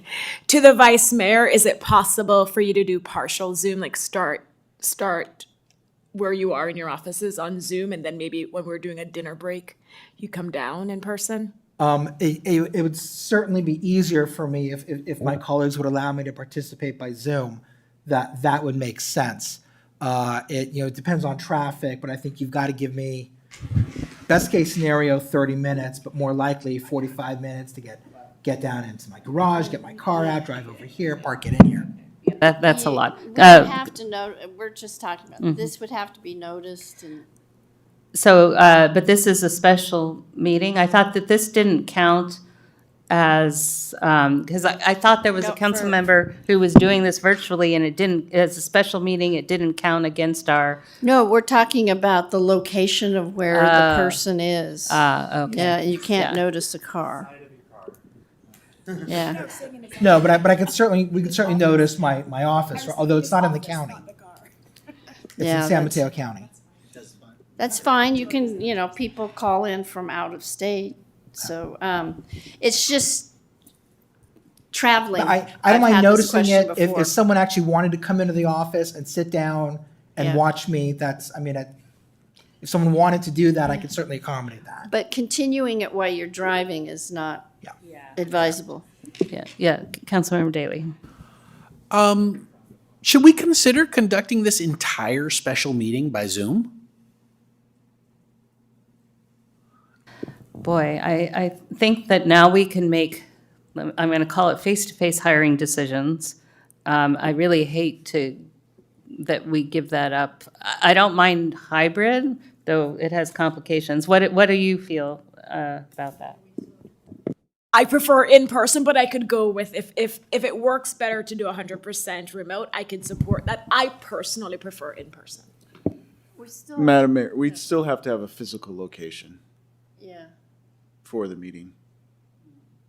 Whether entire council and all Okay. the commission applicants are virtual, we'd still have to have a physical location. Yeah. Okay. And the other difficulty with you switching locations is, if at the end we're trying to give our ballots, you're going to have a batch of maybe one or two commissions. You won't be giving all your ballots at the same time, which maybe doesn't matter so much, but remember, I think we're trying after each batch of commissions to make individual decisions. So I can email a ballot.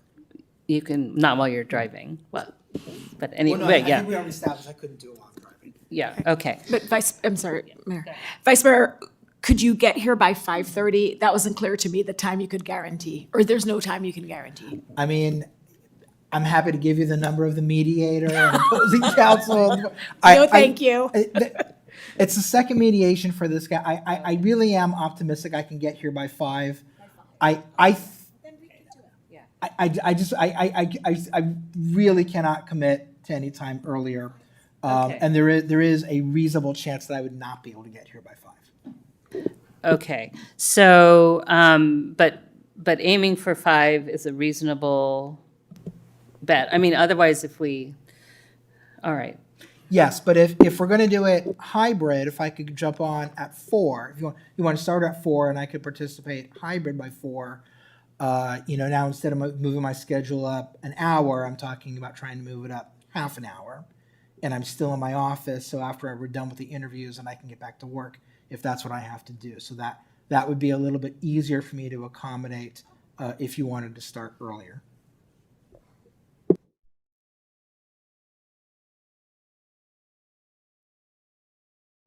So I'm going to make a proposal that we give each applicant 4 minutes for the three. Well, but we have a 5-minuter here, so I'm kind of, if we give each, okay, can I finish my sentence? And yeah, okay. If we did the 4 minutes, that's 2.9, let's call it 3 hours. And then there's some who would get additional questions, and there'd be, so let's call it a 5-hour meeting just to sort of round up. If we start at 5, that's 10. I think we can do it. I don't, it sounds, anyway, so Councilmember Liang, you had a comment. I wanted to request a 3-minute because remember now, we're going to have all their paperwork in front of us. And to me, they can do a summary in 3 minutes. We allow people to come here to speak to us in 3 minutes. In addition, I would rather have extra time to ask clarifying questions.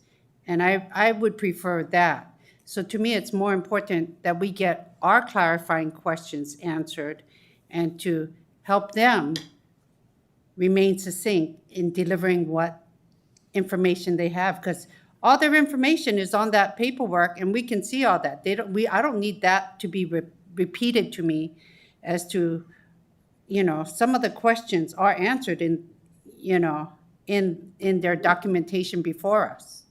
I think that's a good point. I agree. Oh, okay. So I think we can coalesce towards a 5 p.m. start with, in all likelihood, the vice mayor being able to be there.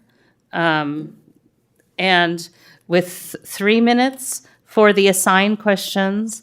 Those assigned questions, the applicant should be aware that they are self-managing their 3 minutes to providing us the answers to those questions in that 3 minutes. And if they don't, then, if we don't ask follow-up questions, then they're done. The timer's going off, they're done. And I do agree, actually, it's would be nice if the extra time was spent on individualized questions if we had any. So if we're coalescing around that, I could support that process. My major concern is just vice mayor, but timing. I'll tell everyone I have a hard stop at 4, and we'll see if anyone actually respects it. All right. Okay, and then, and so staff, you'll need to look at, so Park also has the most applicants. We've got 15 applications, so that's 45 minutes. I did the math, yay. And so if we want them to be able to get to their meeting at 6:30, we probably they should be able to, ooh, it's tight. Oh, but we can start with all the incumbents first if there are any. And you're saying that the 3 minutes will be the standard questions and then there may be additional minutes, correct? And then, yeah, so we haven't necessarily agreed to time those additional minutes, but I will be we don't want to then spend 10 minutes on top of the 3, which, we could do. So, yeah. So 3 self-managed minutes to answer all those questions, and they get 3 minutes whether they've answered them all or not. And then council can move on to ask individual questions, and we'll try to keep that to probably no more than 5 minutes, of additional question or questions. That would be 8.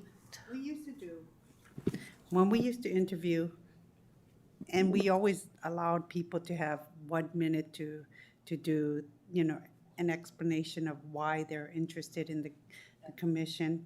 And then we had a total of 10 minutes. Remember? We always had like 10-minute time slots.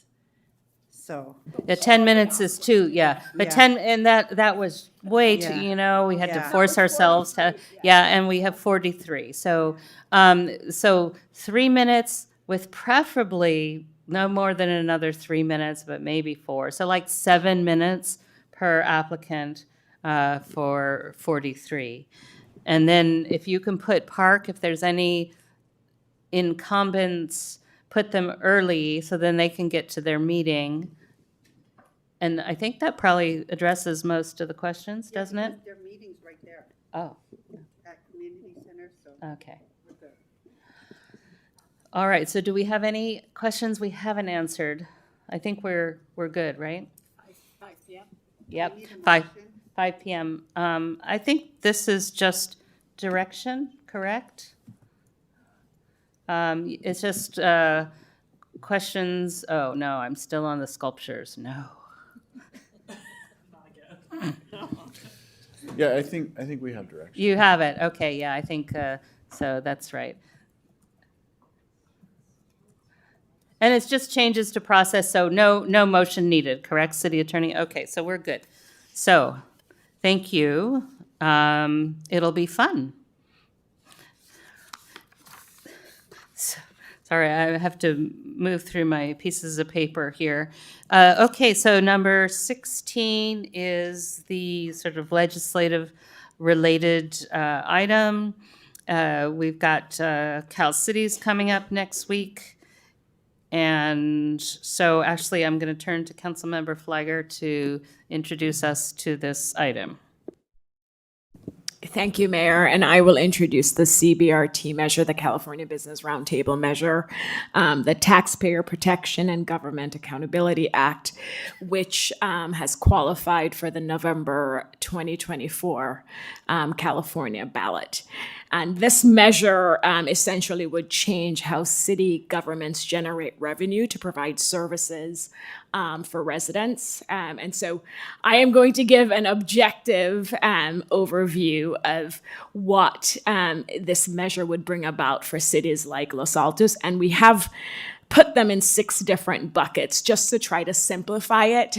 When you look at the actual measure, I think you may have to read it 10 times to try to decipher what it really will require. And so I am going to attempt to put it in the 6 buckets that many other groups and agencies have been doing to try to simplify this. This measure proposes 6 things. 1, to expand the definition of taxes. For example, regulatory fees like housing fees that may now be considered taxes under this measure, changing the voting threshold from simple majority to 2/3 for special taxes.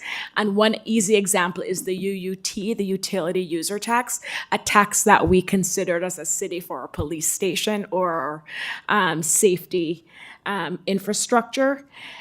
3, fee for services would change from a reasonable cost measurement to an actual cost. And let me just delve into that one some more.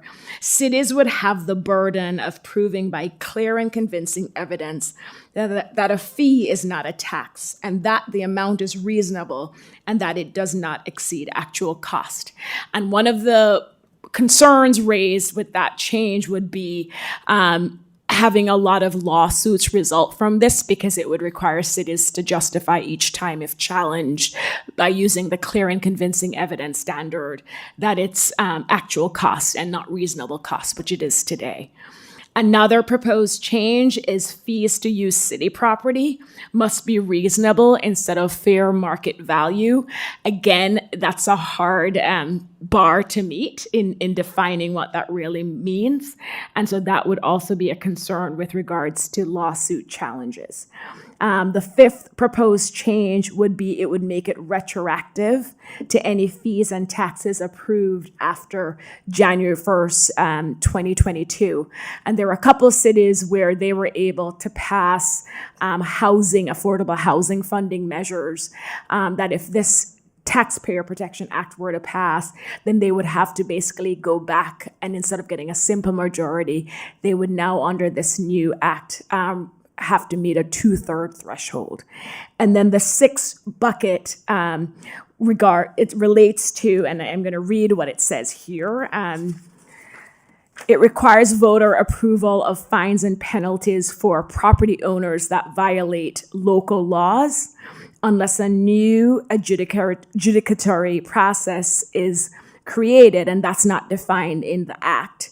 And this includes, we just passed our updated code enforcement ordinance. So for example, nuisance abatement, organic waste reduction requirements, failure to maintain a vacant property. So these are the 6 big buckets that that the Taxpayer Protection Act would impact as a city. And so I will say for the record that I am the Cal Cities, I'm on the Cal Cities board, and the Cal Cities board has taken a public position to oppose the CBRT measure. And as part of opposing this measure, the Cal Cities Board also created a working group, and I was asked to be on this working group, and so I'm actively part of a group that is opposing this measure. I tried my best in this presentation to really highlight the 6 changes that would be brought about if this measure were to pass. But because of my role on the working group, the Cal Cities working group, as it relates to this measure, I will be abstaining from any vote on this measure when we get to that stage of the discussion. Thank you, Council Member. Very helpful. I have a question. Yes, City Attorney. So when, I'm not sure if you know this answer, but all these new challenges that we could be faced with because of the new changes to the case law, these would be able to be class actions, correct? Yes, it's the Upland. Yes. Yeah. Yes. So that was The Upland decision, yes. Before you couldn't get class actions and tax refunds, but that has changed over the last few years, and more cities are being faced with class action for fee refunds. So that alone is very detrimental to local agencies. Yes, I do have that as an impact. It's not in one of the bigger buckets, but that is also another potential negative impact on cities. So let me clarify here. I think the intent is, one, if by chance this comes up next week at Cal Cities, if we have taken as a council, taken a position, then would council authorize me to vote consistent with our position? And if there are other things that come up, then we already have a position, and any of us could represent that position if we were to take it. So, Councilmember Flagger, is that consistent with what your understanding is of what we're trying to accomplish? It is, Mayor, and I will just add, the Cities Association of Santa Clara County meets on Thursday, and this is also on their agenda, and you are our representative, so you may have to also vote on this on Thursday. Right. So right now, if we have further questions, we should ask them of Councilmember Flagger, and then I'll take public comment, and then we can go back and decide, have a discussion, or just decide whether we want to take a position as a council on this this CBRT. So, Vice Mayor.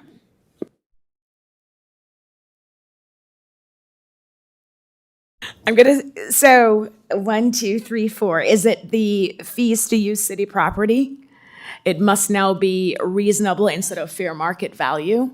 Under the act, it would change the standard from fair market value to reasonable, which it's easier, and I could look to city staff, but for us to justify the fees we charge to use our city property, it's reasonable versus fair market value. So that would be. Yes, so that's the two that may trigger lawsuits are the fees for service and the fees to use city property. Okay, do any of my colleagues have further questions before public comment? No. Okay, so I don't have any speaker cards. I'm not sure if we have any hands online.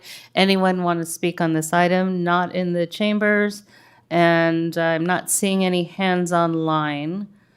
So we'll go ahead and up. There's a hand. Roberta Phillips. 3 minutes. Yes. I tried to follow this the best that I could. So did Nisa Flygor say that the standard would be from a simple majority, 50+1, to 2/3 in all of these 6 buckets?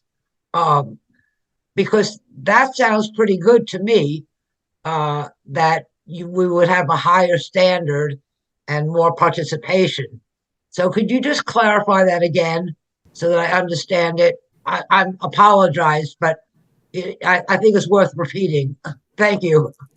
Thank you, Ms. Phillips. Thank you, Ms. Phillips. And I'm going to divide your question because more focus has been on the change from simple majority to the 2/3 threshold. But that change only relates to special taxes like UUT that I mentioned earlier. The Act actually proposes other things, and those are the other 5 other main things that I've mentioned. As the city attorney pointed out, there are other impacts to the city if this were to pass. But with regards to your specific question about what would change from simple majority to a 2/3 threshold, that's specific to certain special taxes like the UUT. The other changes would not relate to a change in the voting threshold. Having said that, on Thursday, currently going through Sacramento is its bill, I think it's ACA 13, and that's an expedited bill which would actually require for this ballot measure to pass in November 2024, that it would require a 2/3 vote. I don't know if it will get passed on Thursday out of the legislature and whether or not the governor will sign it. But that's also making its way through Sacramento right now because this ballot measure, even though it's advocating to change for special taxes from simple majority to 2/3, this ballot measure, if 13 doesn't pass and the governor doesn't sign it, would only require a simple majority. So they would have their measure passed by a simple majority to impose a 2/3 threshold. The irony. Okay, so I'm going to close public comment then, and thank you for helping clarify that and bring it back for discussion. Councilmember Daley. Not just no, but hell no. This measure would dramatically constrain state and local jurisdictions' ability to bring in revenue to support core services. It would be devastating. And so I will reiterate, hell no. Next. Sorry, can you please clarify that? I'm not sure what your position is. The measure is decidedly not in the best interest of the city of Los Altos. Therefore, I will be opposing it on those grounds alone. And the only thing I want to elucidate on is any proposed legislation that has a retroactive effect, beware. If something is supposed to be retroactive, it means that somebody is trying to slyly go after something that happened somewhere else in the past. And it is a very nasty way to want to conduct business. Quite frankly, I think it is dishonest politics. And I also think it violates the U.S. and the state constitution, but that's another issue. Since I will just go down the aisle, if that's okay, the row. I also don't support this. In addition to what my colleagues have said, it's minority rule. We already have quite a bit of that, and to make it even more, even when citizens bring forward something, I just can't support it on any of the aspects that we've talked about. It's on the November ballot, and so I kind of feel like we're starting to establish a precedence where we're taking positions on all kind of ballot measures and statewide ballot measures. So I'm not here to tell people how to vote. I'm going to respect people's votes, so I'm not going to take a position on this. So that's my position. Okay, I can understand that. I do think, though, we're asking for council's position so that we can represent that in the various state, whether it be Cal Cities, which is local, not state, but I'm sorry, Cities Association, which is local, not state, and then Cal Cities, they will be taking votes. And so if I can represent a council position, I think that's helpful. But I understand what you're saying, so I can respect that. So I'm going to move that our council does not support the CBRT ballot measure. Do I have a second for that motion? Second. I'm Third. I have a third, right. Okay, City Clerk, take a roll call, please. Councilmember Daley, Yes. Councilmember Fliger, Abstain for the reasons I stated earlier. Councilmember Lee Eng, I abstain. Vice Mayor Weinberg, Just for clarification, a yes vote is to take a no position at the conference. Correct, yes. Yes. The conference and any forum that we may find ourselves in representing council, which is usually going to be me. Okay, Mayor? and Mayor Meadows. Yes. Motion carries 3-0 to 2 with council members Fligor and Liang abstained. Okay, thank you. I do want to point out one other thing on this item is that right now, do you want to take it? Ashley, go ahead. I wasn't sure. So, as you know, Mayor, you're a representative at the Cal Cities Conference, and I know you had the webinar yesterday. It is possible that a petition resolution may be brought forward. And I will say last year I was the representative and the vice mayor was my alternate. And because of some schedule change, he actually had to step in and be a delegate for the vote. But a petition resolution was brought forward. We do not know as of today whether or not that petition resolution or a similar resolution will be brought forward. But I do think that you should be given authority to vote on such a resolution if it comes forward in the event it does. And so I would ask that council also gives you that authority. I think it makes sense, it's prudent. So to clarify, these are hypothetical resolutions for the moment. There have been no no Cal Cities resolutions put forward, and so this would only be petitioned ones, which we can only hypothesize. So I am the voting delegate. You could decide not to give me authority to vote on anything that we haven't taken a position on, or you can decide to give me authority to do that on the basis of my charming nature and good looks, or whatever. No, I'm being a little facetious there. So that's the question in front of us, and I will not be offended if you don't want to give me authority to vote on something that we haven't, opined on as a council.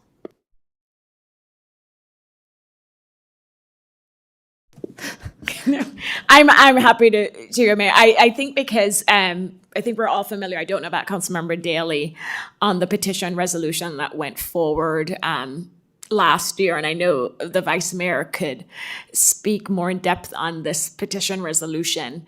But for me, I'm quite comfortable supporting giving you authority to take a position either on that measure or a similar measure. I agree if it's a new measure where a council has not taken a position on that issue, then the direction should be for you to abstain. But I think we know what the petition resolution was last year. And so if that measure or a similar measure comes forward, I support giving you authority. And if it's the same petition resolution from last year, my vote would be to give you authority to vote no, not in support of that petition resolution. Thank you. Well stated. So I won't repeat what she eloquently said. So anyone, Vice Mayor? Nisa, I'm glad that you did say that so eloquently because I would not have described it nearly as eloquently. I agree entirely with the position that you propose. Councilmember Daley, or do you not have anything? I concur. Okay. Councilmember Liang? I would like to know what the resolution is that comes beforehand. To me, I can't state that we have a position until we know what it is. Fair enough, and we won't know in advance. So we're voting on whether I'm allowed to take a no position on a resolution if it's the same one that was the same petition resolution that came forward last year, or one that is essentially asking the same thing. And any other item I would abstain on. So I think, For clarification, I think we should just state for the record that the voting representative shall take these positions in the event that it's not you or it's not Councilmember Flagger who ends up voting. that's excellent catch. Yes. Excellent catch. Speaking from experience. Yes, okay. So would you care to make the motion then, since you just expressed a good catch? No, I'll defer to Councilmember Flagger to make the motion. Not of this one, yeah. I move that we authorize the Los Altos City Council representative voting delegate at the Cal Cities annual conference to vote in opposition to any measure that is similar to the petition resolution that was brought forward at the annual conference in 2022. There was only one, so I can say that. And in other matters, friendly amendment, and in other matters will abstain. Yes, unless it aligns with Right, other right. positions we've taken. Right, yes. I'll second that motion. Councilmember Daley? Yes. Councilmember Flagger? Yes. Councilmember Liang?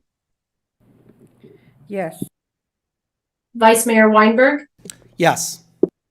Mayor Meadows? Yes. Motion carries. Okay, thank you.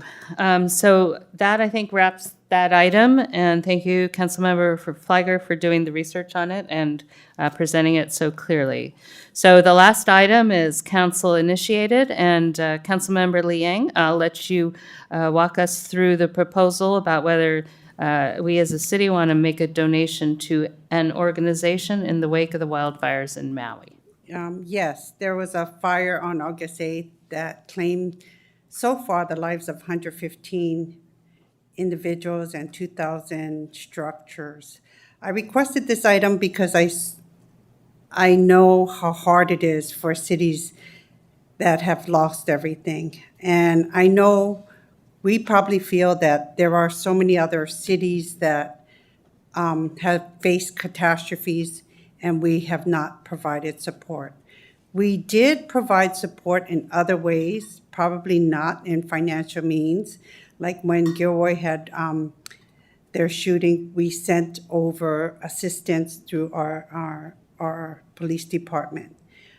I'm not asking for any monies because I didn't feel that our council would support any funds to go to Lahaina.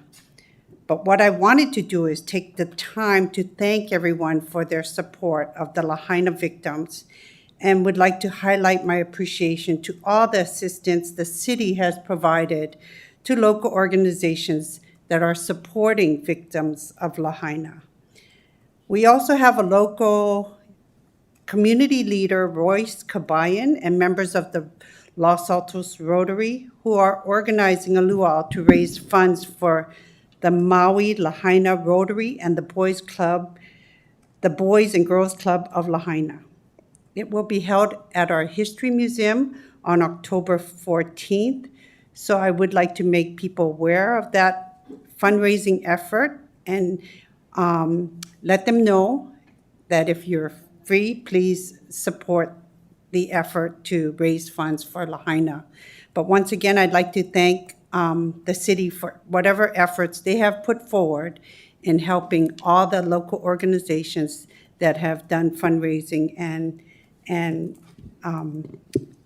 I really appreciate it. So, thank you. Okay, well, thank you, Councilmember Liang. Councilmember Daley? She's kind of rescinded the item, I think. I just want to add one more thing about the event at the History Museum that Royce Kablayan has organized.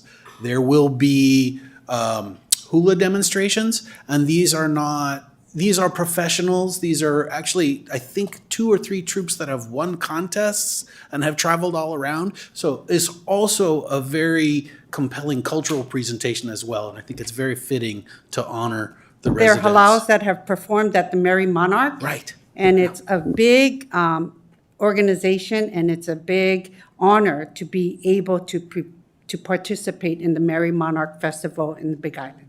So thank you for highlighting that. And yes, it will be a wonderful display of our cultural hula dances. Thank you. All right, thank you, Councilmember.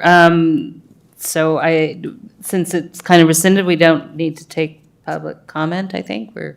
It's just kind of an announcement. So thank you, Councilmember, for that. So again, we come to informational items, which we don't discuss, and they're in the report. So we're going to move on to council staff reports and directions on future agenda items.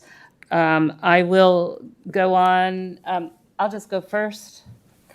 I brought show and tell, so I am naloxone trained now. The county has been offering events throughout this past month. And if you go listen to their very good presentation, this is for reversing opioid overdose. And you supposedly can't hurt anybody, even if they don't need this and they're actually having cardiac arrest. And so I highly encourage anyone to get this training, because you never know, God forbid, that we need it. So that was one very impactful thing. Councilmember Flagger can talk more about it, but she and I went to the Stanford Community Plan multi-jurisdictional event and the Armenian Food Fair, which was wonderful. And maybe Councilmember Ling, the bulgur with garbanzo beans was very good. Everything was good there. Okay, so who would like to go next? So I'm the liaison for LASD, and as some of our residents may already know, the school district is pursuing a renewal. They're calling it a renewal. It's actually an increase of the parcel tax. And I just wanted to share the information, share that there's an information night on the 14th, and encourage residents who want to learn more about the proposed parcel tax to check out the information night. I'm not in this forum advocating a position one way or the other, simply sharing that the school district is offering this information night. Do you have any other updates or future agenda items? All good? Okay. Vice Mayor? Thank you, Mayor. Let's see, tomorrow, I'm going to attend Cal Water's Emergency Response Refreshers, their EOC training, which they're actually conducting at the community center. So I'm looking forward to that and hopefully getting a preview of how an EOC at the community center will look. Between now and the time that we have our next council meeting, the Jewish high holidays will have taken place. So to those who will be celebrating along with me, I'd like to wish you a Shana Tova, which is Hebrew for Happy New Year, and may you have a safe and easy fast over the holiday of Yom Kippur. I do have a future agenda item that I would like to propose. Pursuant to section 4.5 of our norms and procedures, I propose that we agendize a discussion of remedial action regarding Planning Commissioner Kate Disney's violation of the city's norms and policies. And I'll ask the city attorney, do we need any further detail, or just are you looking, can we offer support for this agenda item? You need 3. Right. Okay, I support. Do we have a third? I'll be your third. Okay, and so we should bring that forward to the next meeting, and we can outline where the concerns are. Go ahead, Vice Mayor. Since there are 3 of us, that's enough to authorize a staff report. I think it would be worthwhile if she has the capacity to do so, for the city attorney to put together some kind of a memo outlining what the violations were and what the council's options are should we choose to take an action. Yeah, I think that would be helpful, because this needs to be as fact-based, and very clear. So that would be good. Thank you. Any other items? Okay, Councilmember Fliger. Thank you, Mayor. I'll just give the update on the Stanford update meeting we had with Supervisor Simidian, and Mr. Zorns was also with us, and many representatives from other San Mateo County and Santa Clara County jurisdictions. And this is a meeting that Supervisor Simidian, I can't believe I'm forgetting his name, convenes he attempts to do it twice every year, and this goes back to 2019. And the purpose is really to keep us apprised and keep us updated on what's happening with the county's oversight of Stanford, seeing that the county is the zoning authority over the Stanford site. The main focus of this last meeting was on the community plan because Stanford withdrew its GUP, its general use permit amendment request a couple years ago. And so the county's moving forward with updating the community plan, and it touches housing, transportation, environmental impacts, and other things that are very important and relevant to our community. And so the mayor and I are the representatives on this group. And so we'll do our best to keep our community apprised of what's going on, and if there are meetings and other things that our community members need to attend, we'll do our best to get the word out. But this is a very important meeting that the supervisor continues to hold, and I'm glad we were able to attend. Okay, thank you. Councilmember Liang. I attended the ribbon cutting for the Ohana Martial Arts Center in Foothill Plaza, and that I'm welcome that business. I think it's unfortunate that we didn't have a big highlight for it, but it's a wonderful new business we can add to our community. Also, the Mediterranean Food Festival was a wonderful event in Los Altos Hills, and I went to that one too, along with the Armenian Food Festival. So it was a wonderful weekend of good food. And you forgot to mention that we all attended the ribbon cutting for the 4 new businesses at State Street Market. So that was another highlight for all of us, in our city. I did want to ask for one thing, and I find myself having a difficult time at our council meetings. And I would like to request that somehow we have a retreat for team building on how we can work better together.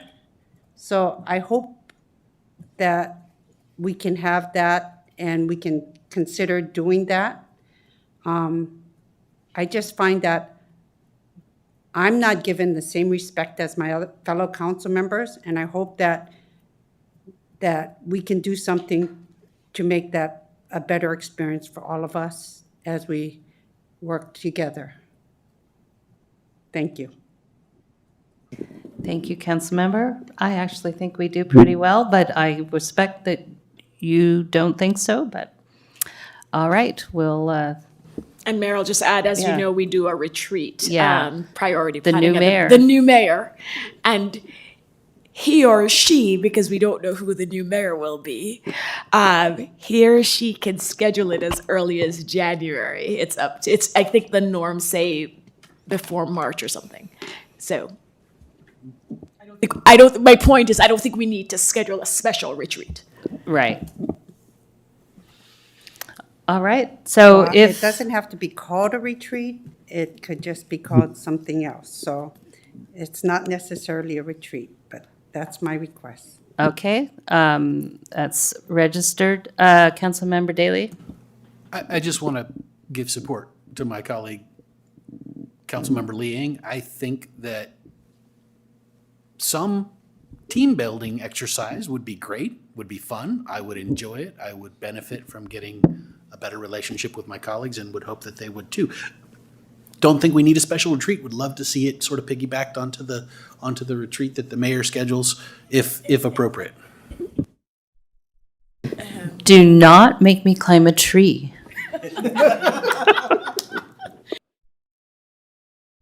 All right, well, are there any staff updates or announcements, Mr. Maginot? No, Mayor. Okay, Mr. England has not appeared on screen, so with that, I'm going to adjourn the meeting. Thank you all.